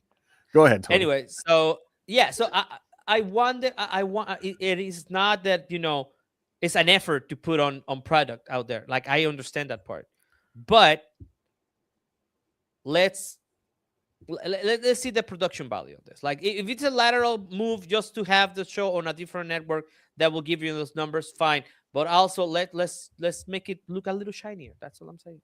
Okay. And I like the product, and I like what happened, and I do like Tiffany as a champion, especially because it might mean that you might get chopped in. I've made this mistake of letting wrestlers get over. Like, no. I chop back. God damn it! I'm sure Simon will tell you this because we lived through the height of the Brit Rest movement in the mid to late 2010s. I'd say it's kind of doing all right now, but it took a dive after COVID, but you need talented people. Money's good. Money's really good. But if you've got the right talented people, they can do a lot with next to no money in terms of the production values of things. And I know a lot of the Brit Rests, the way that the like live shows were presented when you got them on video demand was really good. And like, was it WSW the other day where Cross was at? Yeah. Yes. In Australia. I mean, World Series. Their production looked way better than TNA. You know, from just like, and I know they've got some money behind them because obviously some of the talent they drag out to Australia, but you know, I can't imagine that show made the money. I don't know how. Like, you're flying all this talent over there, and they did the a tour out of did it. look great. Like, but maybe you do it as a loss leader to get somewhere. Like, I don't know. They did it as a tour, so usually they used to only do it as one show. But this time they did, like, I want to say 5 shows out of it. So it's the classic thing like we used to always have here. Like, you get Penta and Phoenix in, you know, send them to like 4 different shows, help pay, stretch the pay across. See, Rebecca, I agree with you. It's Byron that needs to get chopped. He's not here today, but it's Byron. Why me all of a sudden? I'm supposed to be the baby. I don't know what happened in that interview. I don't know. She's a heel. I'm the baby face. We're supposed to be cheering for me, aren't we? Not in 2026. We're Mexicans. We definitely cheered for the rules of this place. You literally have there's 3 Mexicans versus you now. Oh, this is terrible. What do they call this? I'm adopted, Tony. Mexico, I'm Tony? adopted. Is You this are adopted, hermano yes. side? What do you call this when you have some lady beating up on some poor defenseless podcast host? This Friday night Entertainment. Pay-per-view, yeah. Behind the paywall. Pay-per-view, yes. Pay-per-view behind the paywall is what we call it here. We're not stupid. We know how to monetize the show now. Fine. Look, if that's what it takes, then she can chop me all day long if we're gonna actually get paid for it. All right, Daniel, you look like you had something to say about this. Yeah. So I didn't watch any NWA since never. So it's fair. So what's like the entrance match for me? Oh.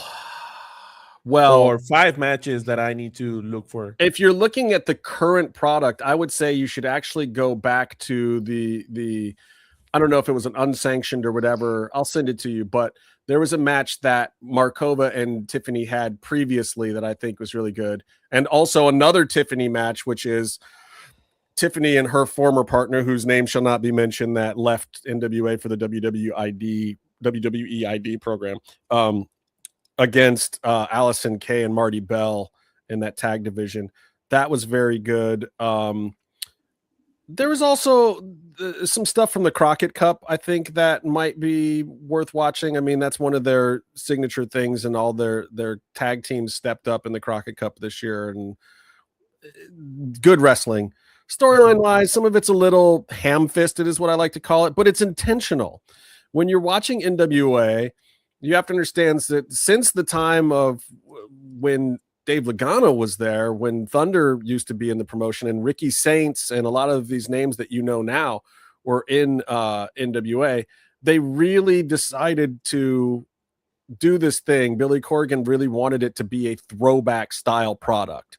So when you're watching NWA, you have to kind of channel your inner AWA, like your inner old school feeling, and understand that they're doing some of these more ham-fisted, cheesy backstage yelling type promos, and big guys in singlets, with bellies and things like that. But it's really intentional. And if that's not your style of wrestling, NWA might not do it for you. But that's what they have available out there. That's what's available to them. And I think that they've embraced it and made it like this old school wrestling show on purpose. But that's part of why Tiffany is so great, because I think she's one of the talent over there that's bridging the gap and making it palatable for the newer audiences, as well as bringing people into this old world style. Like what she did to win that match, that's Ric Flair 101 circa 1983. Like, this is not new. It was the heel just straight up doing a heel thing. Like, oh, you're giving me a cash-in thing? We're not going to make this cutesy or do anything. Like, I've got a 6'6" giant woman on my side. She's just going to go out there and slam the champion, and I'm going to cash in and not break a sweat. None of this, like, cashing in and then actually trying to wrestle shit. What are we talking about here? No, I just cheat. I take the belt. I'm your champion. That I love. So to me, that's why I think it's interesting. And I'll send you some matches to watch. There's some fun stuff at NWA right now. Simon, what do you feel about this with Tiffany Nieves and the current NWA product? I like what I saw. I mean, I honestly think that I think you hit the nail on the head, Justin. Like, you don't need to overthink these things sometimes. Like, it reminds me of, not that I'm trying to tell my own stories, but there was a wrestling promotion I was wrestling for over here in the UK, and the guy I was fighting, they wanted to turn into this big deal, and we don't know what to do. It's very like Roman Reigns in the Shield. He's got to look strong. We got to put him over. And I was like, well, then just have him beat me in a minute. Like, do you know what I mean? Like, that's really what we need to do. And then everyone was like, oh, we can't do that. It's an independent show. And I was like, we can do it. And everybody loved it because it was different, but also it was something they could relate to easily because they've seen it so many times. And when I watch this, again, I don't get to watch NWA just because I already have too much wrestling to watch, and it literally is no time. It's easy to understand. You understood the characters instantly. Do you know what I mean? And it just worked. It got a reaction. Them as a heel group looked great. Like the part when she stood on her leg and she went on her shoulders. Like, I've seen that 1,000 times before, but it works, like you said. So I thought it was really good. I thought it was really, really good angle. And you could probably have had the sound off, which I always think is a dumb argument because half of wrestling is sound. But even through their mannerisms, you can tell who's a good guy, who's a bad guy. Right. And that, to me, is good professional wrestling. So, yeah, no, I really dug it. And I mean, you sent me a Comet link and I was able to watch it on Comet. So over here in the UK, apparently that's totally fine. So I presume that's where NWA is. I did a quick check there. It's not, I know it used to be on YouTube over here. It's not on YouTube anymore. So maybe we're just allowed to access Comet on the app, I guess. I don't know, but it was there. So yeah, maybe. At least you were able to see it. Meefloaf? I don't really get to watch it like Simon said.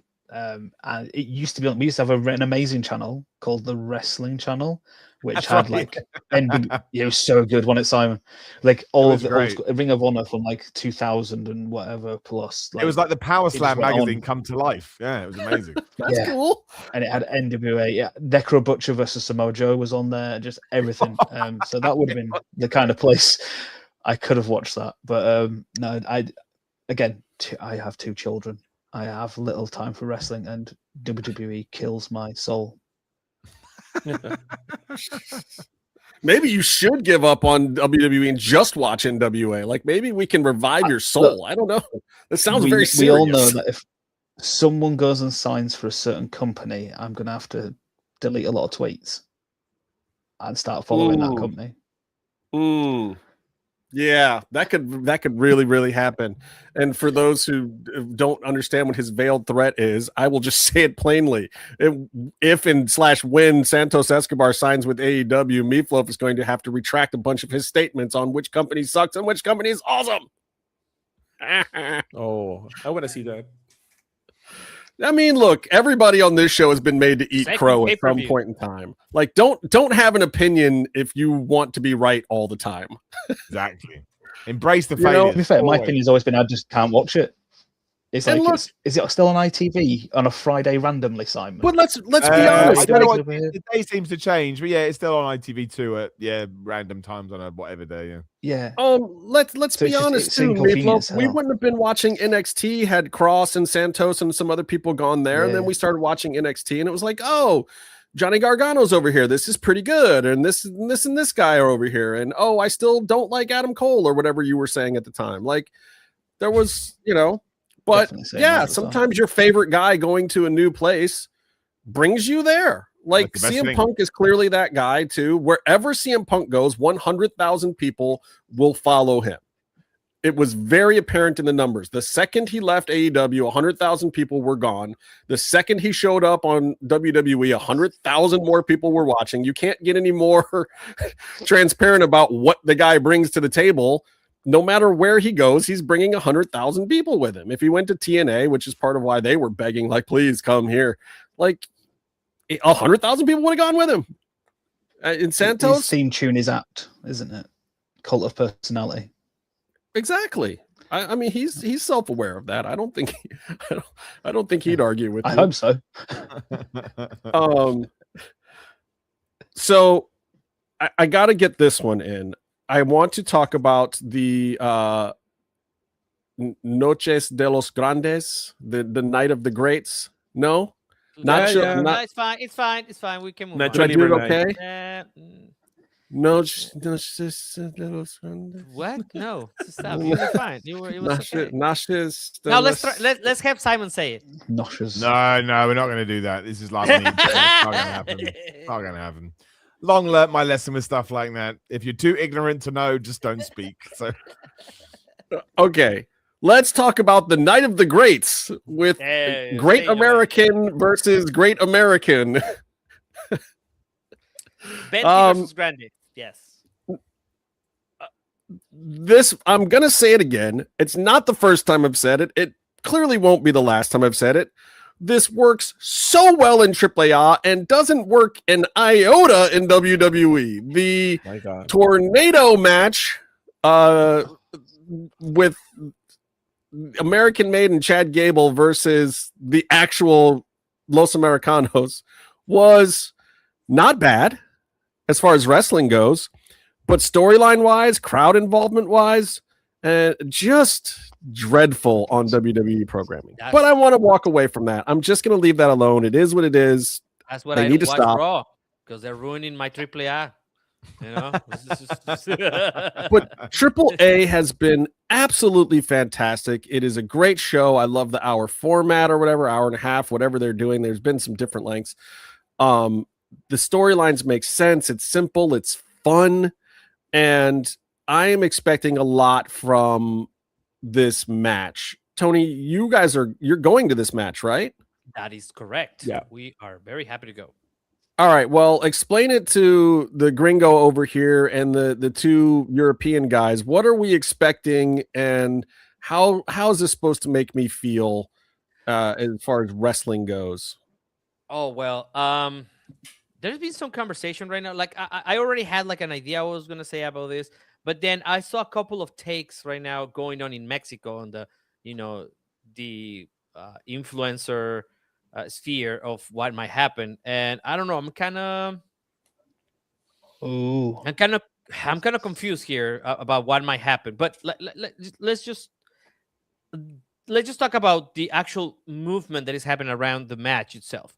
Like right now, they're organizing serenades for Venti in Mexico City and here in Monterrey, which I think we're gonna try to go. Is that wait. So you're going to extracurricular yes wrestling activities not based sanctioned by AAA Mexican pride for a German.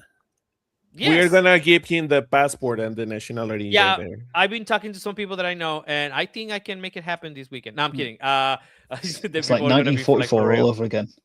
What's going on? Yeah, well, so this is the interesting part. So also, a Mexican can knight other people to become Mexicans, like just FYI, just as we have done with Meef here. So yeah, I mean, I get that part. I can invite people to the cookout, but I didn't know we were that far along here. Yeah, we are. Yeah, no. Okay, so this is what's happening. The only thing that I don't know if WWE or TKO is calculating, it's that if they don't do this right, you might have an actual riot in your hands. Like, yes, you can try to pivot to Marcel or whatever his name is going to be after this, and try to make him the unmasked, luchador. But if people don't take to it, you might have some beers thrown in a WWE programming. This is still a Mexican crowd. Yeah. This is still a AAA crowd, right? You might still have, a couple of months ago, there was a problem with people throwing money at the ring, which is a tradition that we have here and stuff like that. And if you piss the people off enough, and we had enough beers, I don't drink, thank God. You might have some beers thrown at you. Like like I said a couple of weeks ago, you might move a lot of people from AAA directly into CMLL. Right. Like you just take a hunt. You like can't just do the unexpected thing for the sake of doing it here. There's a little more at stake. Because some of the takes that I was seeing is like, oh, they're gonna try to recreate the Undertaker streak ending with Brock, and if they do that, that shit will not go over great.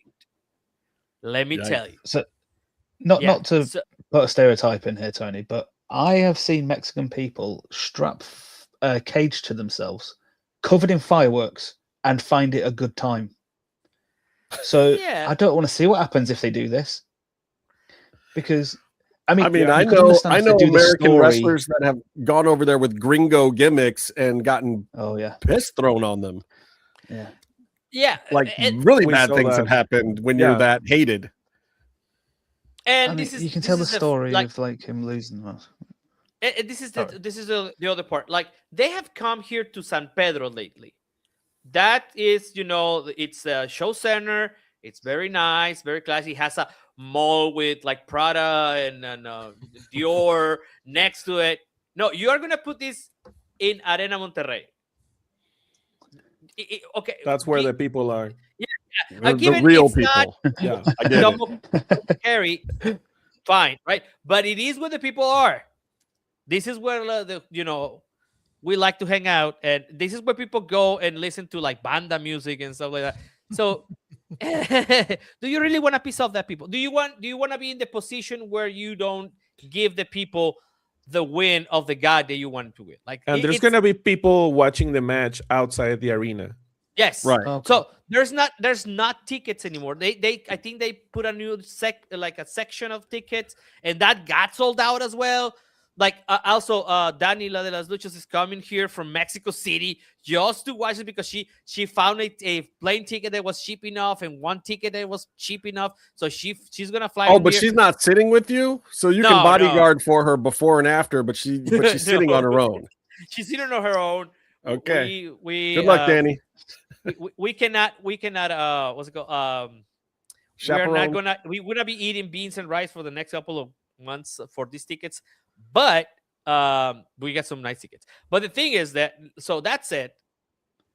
And you paid for tickets? Cheapskate Tony paid for tickets? This is the first time I'm paying for AAA tickets in my life. Wow. And probably not again. This is something. This is people are talking about it. People are not watching Raw like me just because they don't want that part to be ruined. We get highlights and things that things on Twitter, X, whatever. But I think there's a high expectation. I hope that AAA it's measuring the reaction that either way it's gonna go. Well, and me if it's like no. Well, I'm just saying I'm hoping because to quote a British person, I've got some bad news for you. I think that he's from Preston. Judging by the American indie kind of reaction, and this show kind of came out of the Lucha Clique, which was the indie wrestling side of Lucha Libre from the American perspective, and the Lucha blogs and the Professor Casey and Meefloaf and all these guys, and even though Meefloaf was in England, but like there's a distinct perception here that this is one of the best things in wrestling, period. And in America, at least with the smart marks and the indie wrestling crowd, this match is highly anticipated, probably more so than anything at Double or Nothing or Clash in Italy. So that's great. Like, I think it's doing its job. You've got the hardcore fans interesting. I don't know if it translates to the casuals or not, but I think that at least from the American perspective, this match is being given the credence it deserves. I think we've all recognized the importance of it. I think a lot of us are surprised how Marcel has really become this. He's fighting against literally everything that he actually is, which is hilarious. And it makes it just a wonderful story, but that it's being so embraced by the Mexican people and that he is fighting for Mexico, and he's fighting for representation in wrestling of doing things the right way for Lucha Libre. It's hilarious, but also it's genuinely heartwarming somehow. And I don't know how we got here, but I'll take it because there's very little of that in wrestling. So from the American perspective, love it. I'm all for it. He also did something the other day. Like he did a video, ask himself with a Mexican national team shirt on, and then he forgot that he was not wearing a mask, or he kayfabe it, whatever. But then he was like, he in Spanish, like from your friend. Sorry. That I don't know if he tried to say Marcel or he was gonna say Ludwig, whatever. But he's like, you're from your friend Ludwig Kaiser. It's like, what?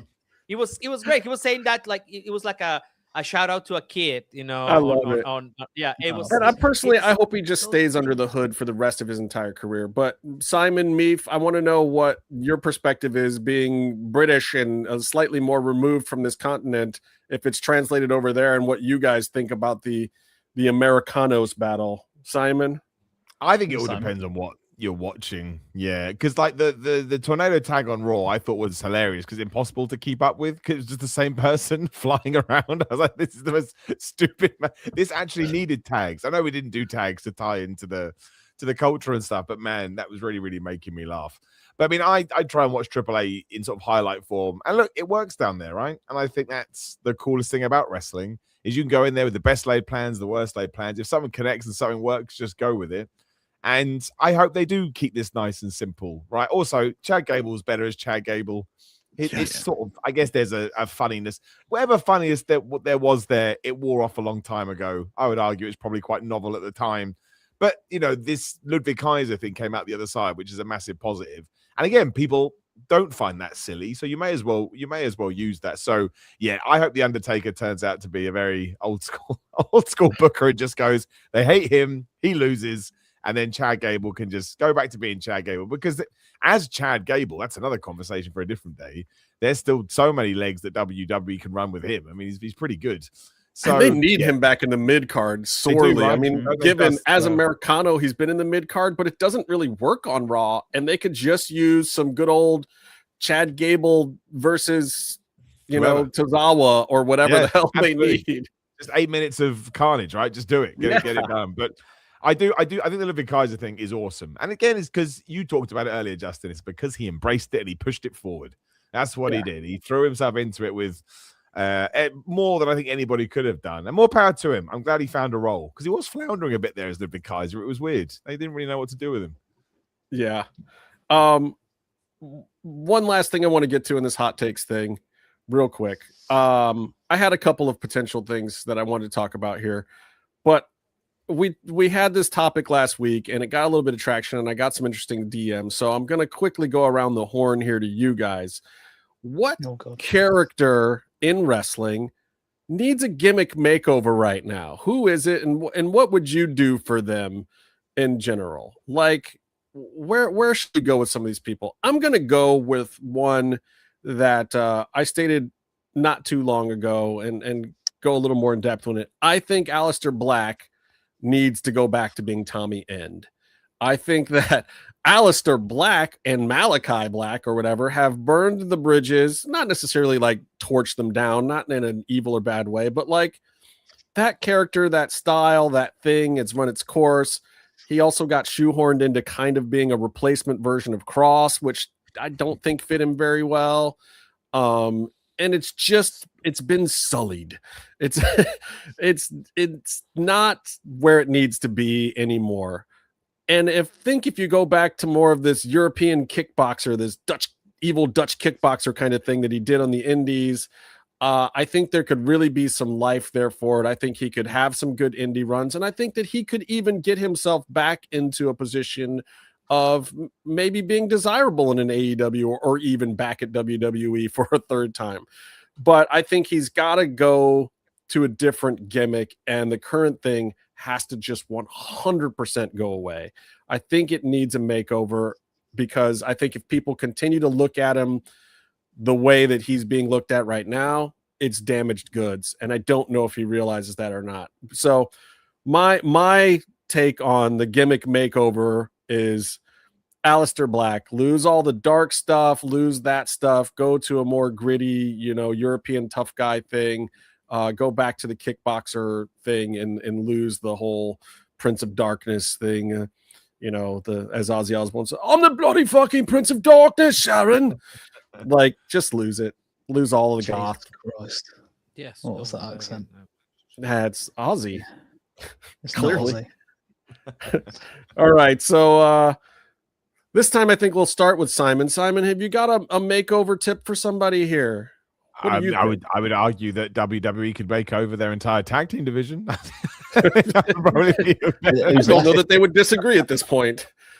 Is anybody there? No, I mean, I don't even think that she's in a bad spot. I just don't think that WWE particularly knows what to do with her. I would say you can kind of push all these people together. Well, especially these two. I think Bayley and Lyra need something, because all the stuff they were doing beginning of last year, whenever it was, with Becky and the IC title, was so good, and I was really, really enjoying it. And I thought they made that belt feel like it was worthwhile. And then we had that SummerSlam match, which didn't go to plan, but that's okay. These things happen, and that felt like a massive full stop.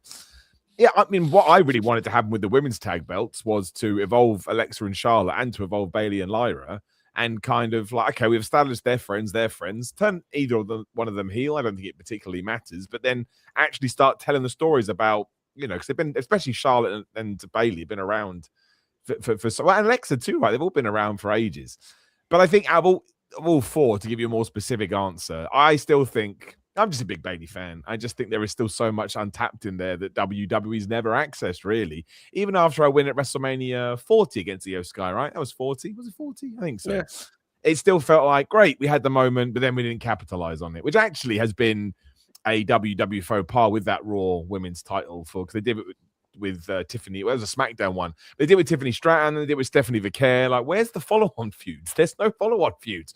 I don't understand it. So I would like to see them do something else with Bayley. But then I see Bayley in interviews, and she seems very content and happy. So I'm like, well, that's all I really care about, as long as you're having a good time. But I think there's still something there. There is a Mark Henry type moment within Bayley that we can use, and I think it would take her off on a nice run. So yeah, I'd like to see something there.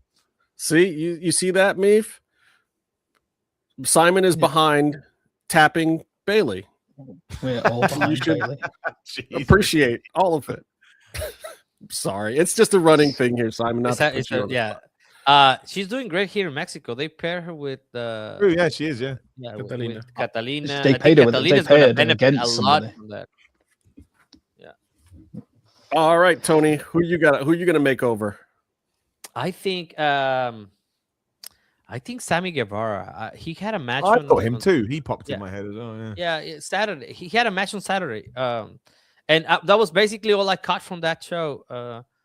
But I mean, of course, I don't want him to go back to where he was like 3 years ago or something like that. But there's got to be something else that we can do with the guy. Super talented. He just, there's a lot of things that happen backstage, I guess, and other things. Yeah. But he is, he's really talented. He was a former TNT champion. Like he was like 3-time champion, and then I think was he the one that took it from Cody before he left and all this stuff. I mean, yeah, right, like something like that. Yeah. It's been a while. Yeah, it's been a while since he's been. I mean, he's been champion at ROH, but other champions at ROH are always at AEW TV. What's going on here? Why can't we do that? And I understand there's issues and stuff like that, but that guy needs to be back. Like, I really enjoy him. I really enjoy that, getting on top of the ladder and just like landing on his back or whatever. It's like Darby Allin, but not, trying to kill himself. It's just, yeah. Well, what was Bear's idea? Bear wanted the guys and their hot girlfriends tag. Oh my God, yeah, well, my girlfriend's hot shirts. Yes, yeah. So it's like Sammy with Tay and Scapegoat. What's his face? The Jack Perry. Jurassic. Yeah, that guy. I can never remember his name because just Jack doesn't Perry. matter to me. Yeah. No, Jack Perry and Anna Jay and what was the other one I said? There's get Joey Janela and Megan Bain in there. I don't know. Yeah, whatever. That. I mean, whatever. And just have these guys all be super cocky with their hot girlfriends and just total dicks. Yeah, they can lean into what they actually are, and these will push them to like, Yeah, this- like Rebecca's saying. There you go. And I mean, that's the one. It communicates something. It can work. It can work. Well, they tried to do a little bit of that with their whole like kissing on stage and stuff, but it was almost like, this is a little too voyeuristically gross. We need more of the like Randy Macho Man showing off Elizabeth kind of approach to it, to me. Yeah, just the of like the I'm presenting it this way because I'm better than you are kind of vibe. And honestly, I think it would do wonders for Jack Perry too. Yeah, Jack could definitely use something. And I mean, just real quick, because she has a match later on tonight against Thunder Rosa. But, I was gonna get to it. I wasn't gonna not plug your girl. Okay, no. Athena. I think Athena also will need something to spark it back up. She should go back to being a werewolf. Whatever works, my man. No, I mean, she was. Ember Moon was like her NXT character, but it was like the Chris Statlander thing. Like Chris Statlander's an alien, but we don't really acknowledge it. Like in NXT, Ember Moon was kind of a werewolf, but we don't really acknowledge it. We'll check my card.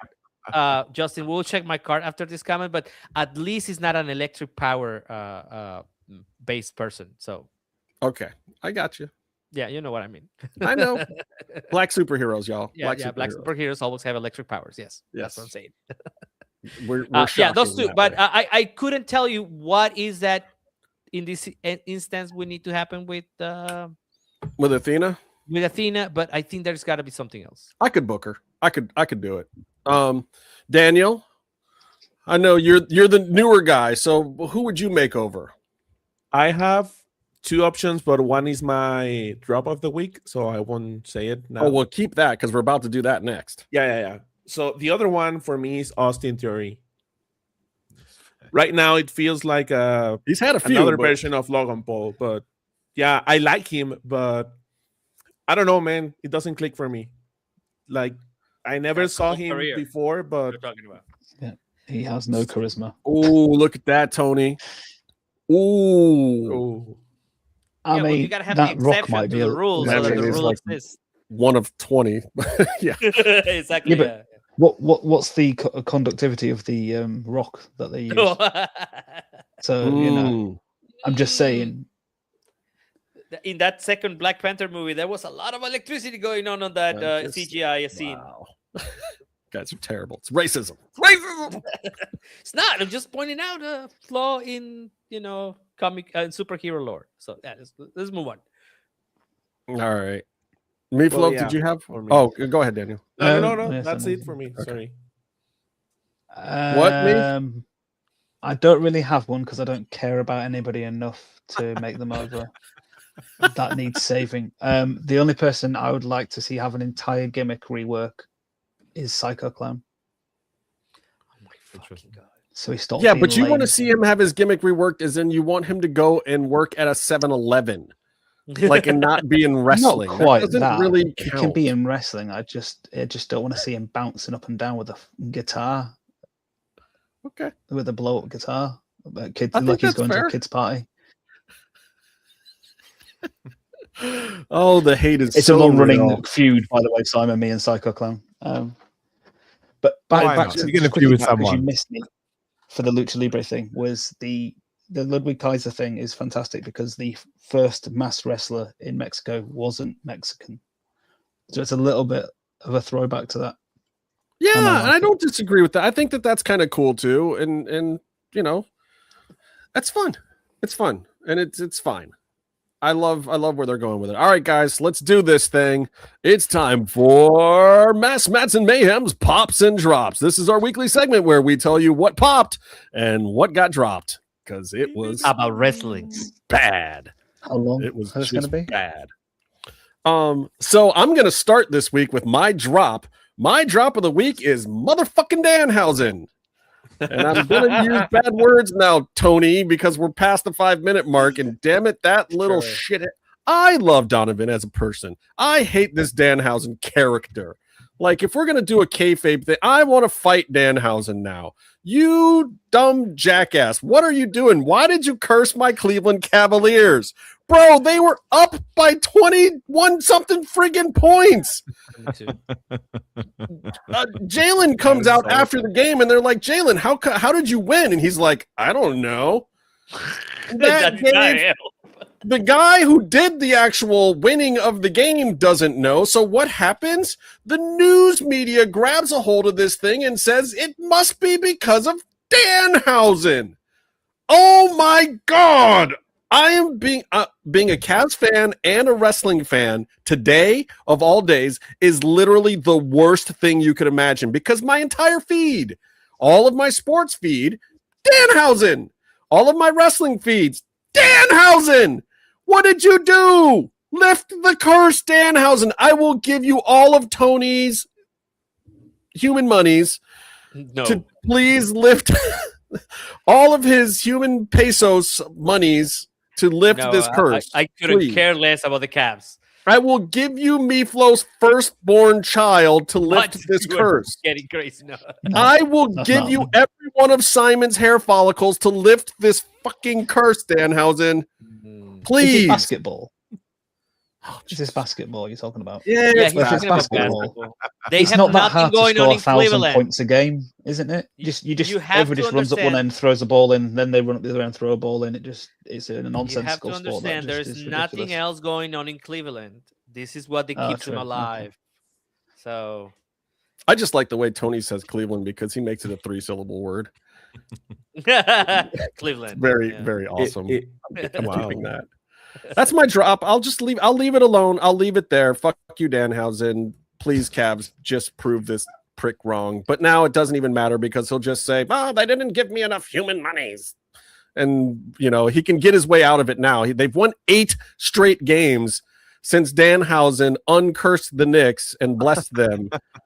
8 straight games. It's unheard of. In the NBA playoffs, nobody wins 8 straight games because of some face-painted wrestler. Like Thunder Rosa. Can Thunder Rosa curse the Knicks and bless the Cavs? We need a face-painted wrestler to help us. She only cares about the Spurs. The Spurs.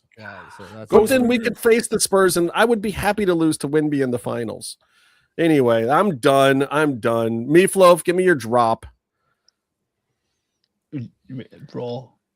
WWE, take it. All of Raw? The whole thing. The whole shebang. The whole company. Even with the Brock Lesnar? Fire everybody. No, yeah, I don't want Brock Lesnar. You know, as a person, Jesus, okay. Burn it all down. With Seth Rollins in the building. Wow, that's brutal. That's just murder. That's actually arson and murder. You're like an AEW character. What are you doing? I'm switching sides. Remember? Okay, I got it. All right, Daniel, drop of the week, brother. For me, obviously it's Raw, but the thing that I didn't like, this is so brutal. Sorry, WWE. Yeah, don't hate me, but the thing is that remember how we all got excited by the demon. We all got excited. So I don't know, why are they making all of this? Why they make that fight have the demon back if they're not gonna do anything?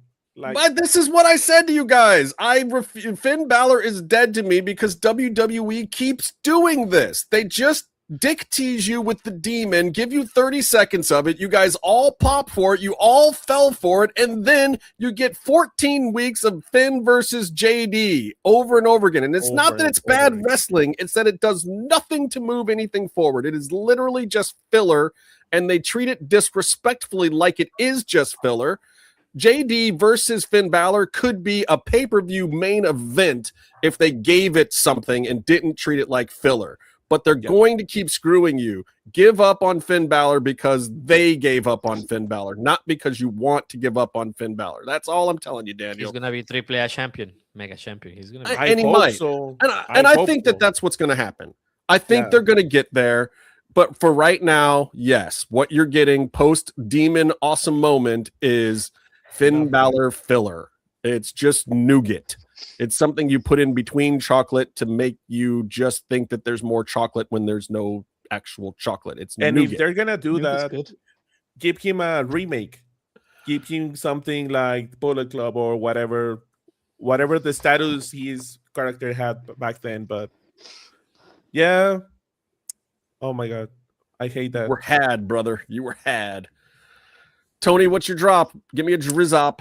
My drop is actually, so we went to a CMLL Alto Voltaje show on Sunday, and unfortunately, I think it was the first time that Mystico was here, and he got hurt on that show. So what did you do? No, nothing. Throwing glass in the ring. Vaseline in the ring. Did you make him slip? No. What do you mean? I like the guy. We've talked in the past. Just checking. No, it was a great moment, but then and this is the problem with me being so trained to actually know when wrestlers are hurt for real. That I knew it immediately. He hadn't even popped back up, and I was already telling Daniel, crap, he's hurt. And then he went down on the ring, and just they were looking at him and stuff. They were like, he's fucking for real. So that's my drop, because I actually am going to Mexico City, and I'm gonna be in Arena Mexico, and I mean, first of all, I hope he gets better, and I'm sad that he's because he's only got 200 more dates this year because he has to do 400 days in a year. So I don't know how he does that. He's gonna play us against Oxytism. I'm telling you, he's Lance Burton. He's actually one of triplets. And they just switch places. There's an old trick. There's an old trick in Lucha Libre, which is some chubby guy goes out and tells everybody he's Santa. How many women got pregnant by Blue Demon Jr. back in the day? but now I won't get to see him in Mexico City, and they will not do the awesome entrance with a sold out crowd. By the way, Thunder on Friday at CMLL Arena Mexico sold out. Nice. Yeah. All right. Let's plug Thunder Rosa now while we have the chance. Tonight on AEW Dynamite. I can do that because JJ Walker is my third cousin. That is true. Dynamite. Anyway, sure.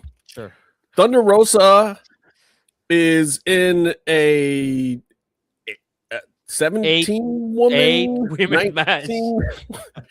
All of the female roster will be in this match. No, she's very excited. I talked to Thunder earlier. She said that it's really cool that she's back in there. She hasn't had a chance to step in the ring with Athena since the day before All In, and she sounded like she was very much looking forward to getting her hands on Athena.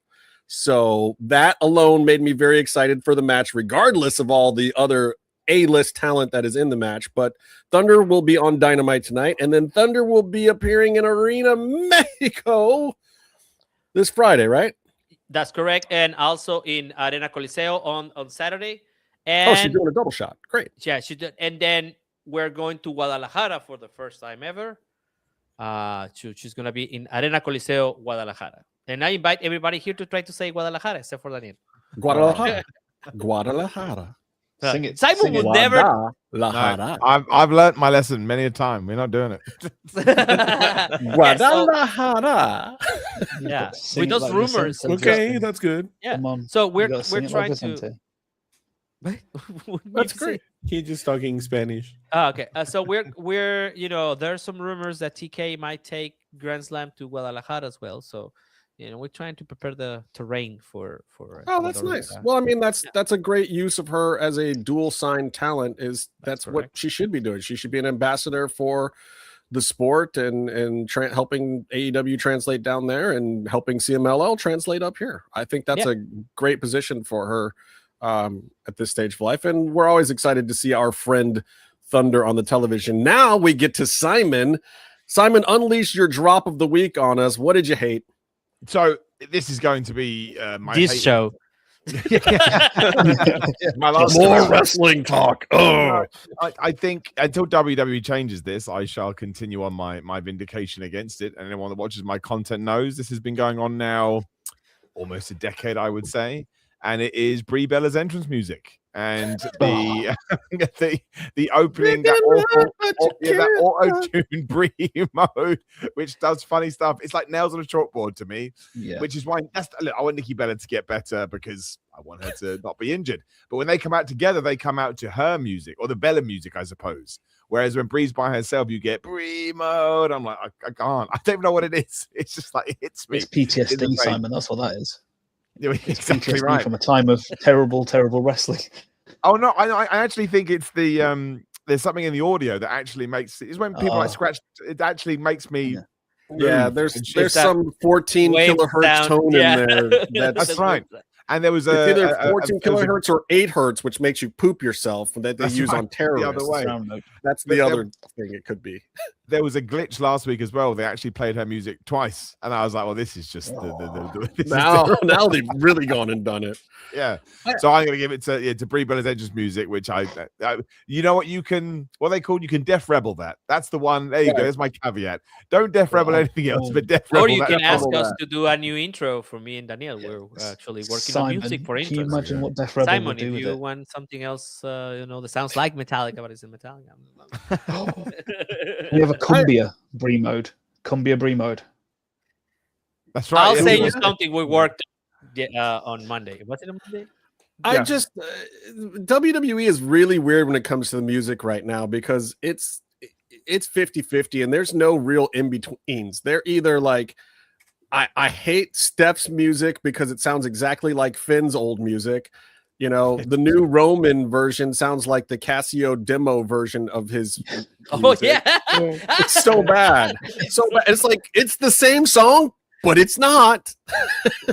But it's really like, how did you take something that was working for 7 years and make it into elevator music? Don't understand. It's Succession theme. But then they've got a couple others that are working, like Oba's stuff is working, and Trick and some of these other guys. Like some of the music is like, I can't imagine these dudes without it. Yeah. I don't know. They're really, that's what really you want, right? That's the dream. That's the dream right there. Yeah. They're really hit or miss though. Why have the Judgment Day got rap music when they're like goth emo kids? Like it just because are they? No, but they're supposed to be. Look, it just makes my head explode every time I hear them. I mean, I equate the Judgment Day currently more with Jersey Shore than I do with emo kids. Yeah, but they're dressed in leather and black, and they've got their fingernails painted, their eyes maybe painted. That's the makeover they need. They just need to come out with gym, tan, laundry, Judgment Day music. All right, let's do pops. Let's end this on a good note. Let's talk about something that we loved in wrestling.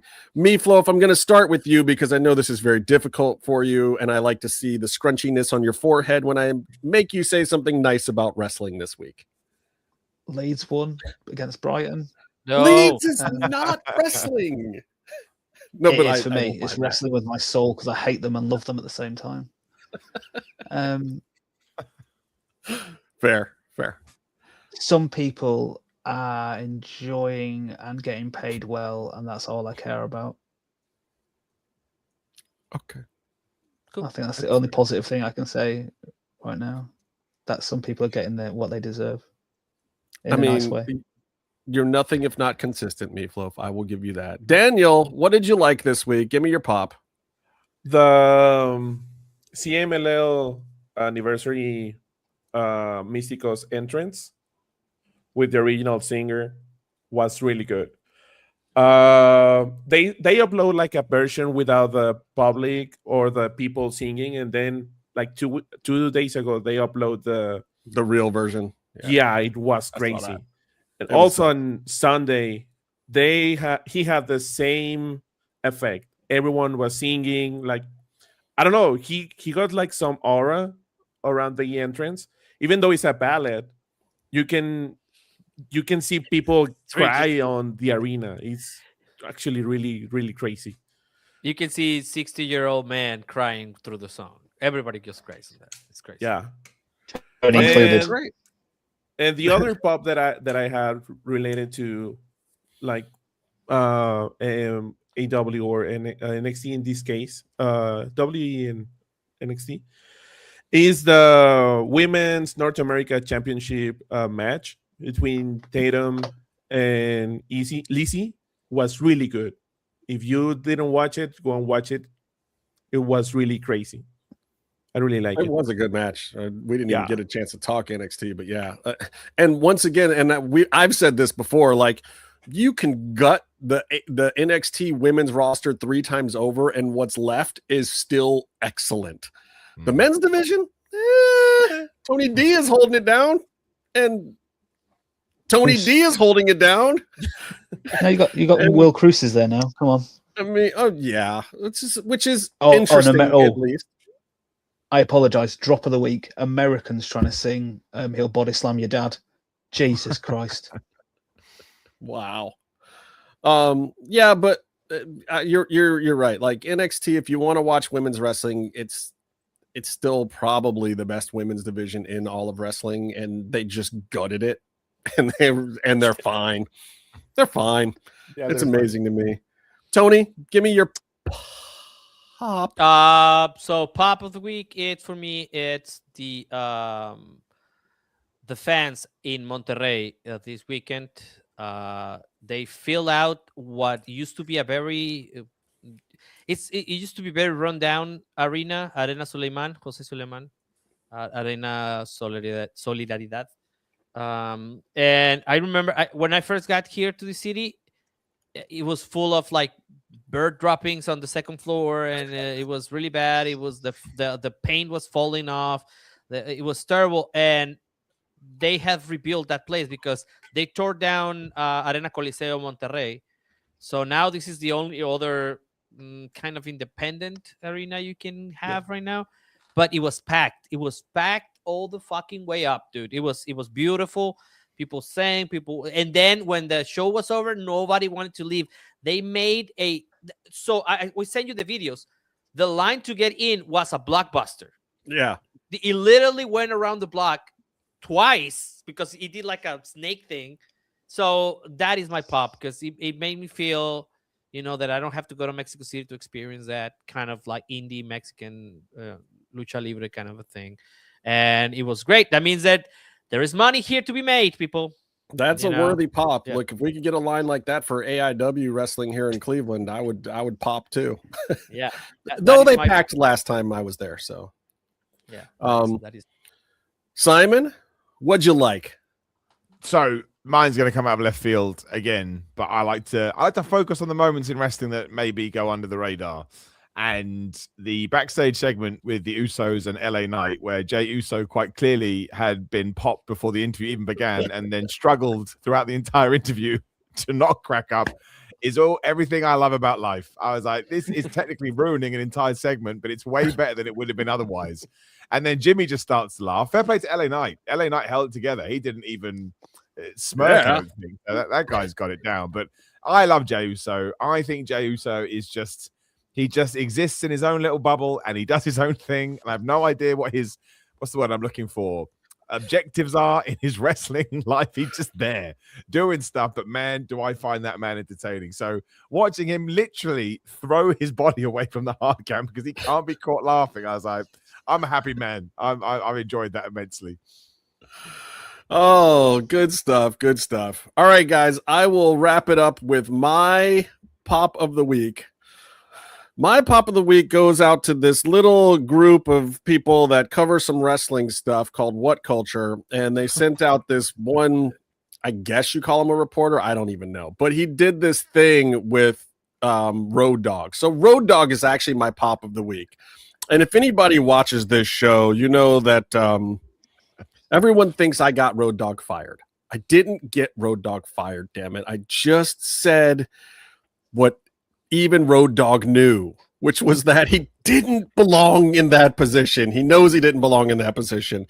But the interview that Simon did with Road Dogg and Billy Gunn, absolutely phenomenal. Please go and watch the clips at very least, if nothing else, because Road Dogg after post WWE is in 100% fuck it mode, and it is beautiful, and it is everything I love about wrestling. Like, he can tell no lies right now, and Simon pulled all of the best stuff out of him. He's just like shooting the shit on a level that is purely what you want. It's what I love about doing interviews on this show. Simon got lucky and he got to do one. And it's just, it just warmed my heart. I loved seeing it.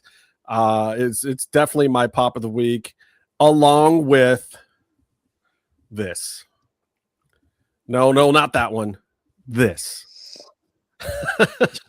Yeah, Bailey's jeans. Oh my god. What Is about there Brock any? Lesnar's I mean, jeans? we talked about it for 20 minutes on Monday. I don't care if it's completely inappropriate. Bailey looks really good in those jeans. I'm sorry, she just does, and that makes me a terrible, dirty old man, and I can't help it. I'm sorry, Bailey. God bless you. That's it. That's all I can say. And God bless Simon, and God bless Road Dogg. I know you guys think I hate the guy. He just didn't belong as the head writer on SmackDown. He knew it. I knew it. A lot of people backstage knew it. Everybody knew it. I wasn't trying to get him fired. He fired himself, for Christ's sakes.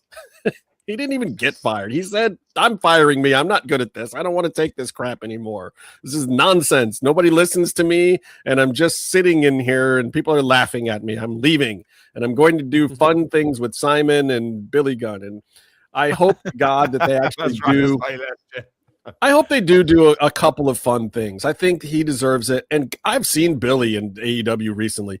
Billy is amazing. And he is an old man. I don't know if it's TRT or what the hell he's doing, but whatever it is, keep doing it. I don't care what anyone says. It works. It's phenomenal. He still wrestles great. He's hilarious. He's entertaining. He's giant. He's the same size as Brock friggin' Lesnar. Like, he's just super duper entertaining, and Road Dogg deserves to have good things in his life, especially after the shit show that is WWE. God bless him. I think he got out at the exact right time from what I'm hearing, because it is absolute bedlam backstage right now. There's so much infighting, and the morale is in the dumps at WWE, and they've really got to change some things very quickly over there. He absolutely made the right move, and now he looks like a genius for getting out when he got out. So get out when the getting's good sometimes, folks. Doesn't matter how much you think it's the place to be. Look at Road Dogg in that interview. He is a genuinely happy individual. He likes his life. Was there anything that you took away from those guys, Simon, in that interview? I don't want to not give you a chance to speak on it, but I mean, I barely did anything. They were in that kind of mode. I'll be honest with you. Like, I thought they were going to say no, just because I get it. They're trying to sell their wares. They don't need to do a 5-minute interview with me. So I was very appreciative that they did. But yeah, as soon as he started talking, you could just tell, you know. And also, I will not that I did. This came from a very genuine place, because I don't care about stuff like this. I think it's important to say the things that you mean. Road Dogg had actually replied to, when I got in the PWI last year, which is the most ridiculous thing ever. He'd replied to my tweet going, because I'd said, I don't care if it makes me a nerd. He went, damn right, be a nerd. So I reminded him of that tweet. So I think that just kind of broke the ice a bit. It's like, okay, well, this guy's going to be, you know, he's not going to try and pull any fast ones. We've had that tiny interaction. So I think that just put him in a good space, and he was genuine. I did nothing. I just moved a microphone around, and they just went off with each other. So they were great. And it's, I mean, that's part of why it was such a joy to see it, because you didn't even have to do your normal thing. And you are a very entertaining guy. And as an interviewer, you bring out a lot of stuff from people. You didn't have to do shit. It was just like, these guys are back to being the new age outlaws, except they're the old age outlaws. It's amazing. It was nice seeing the chemistry. You could see why they worked, right? They play off each other very, very well. So yeah, great guys. Really, really good stuff. So you guys go check that out. Check out Under the Mat. Check us out. We're going to be back tomorrow with a little bit of a Dynamite recap with some of the other fellas that we're going to still probably record later tonight. But thank you guys for joining us as always. And remember, stay calm and stay in the mix.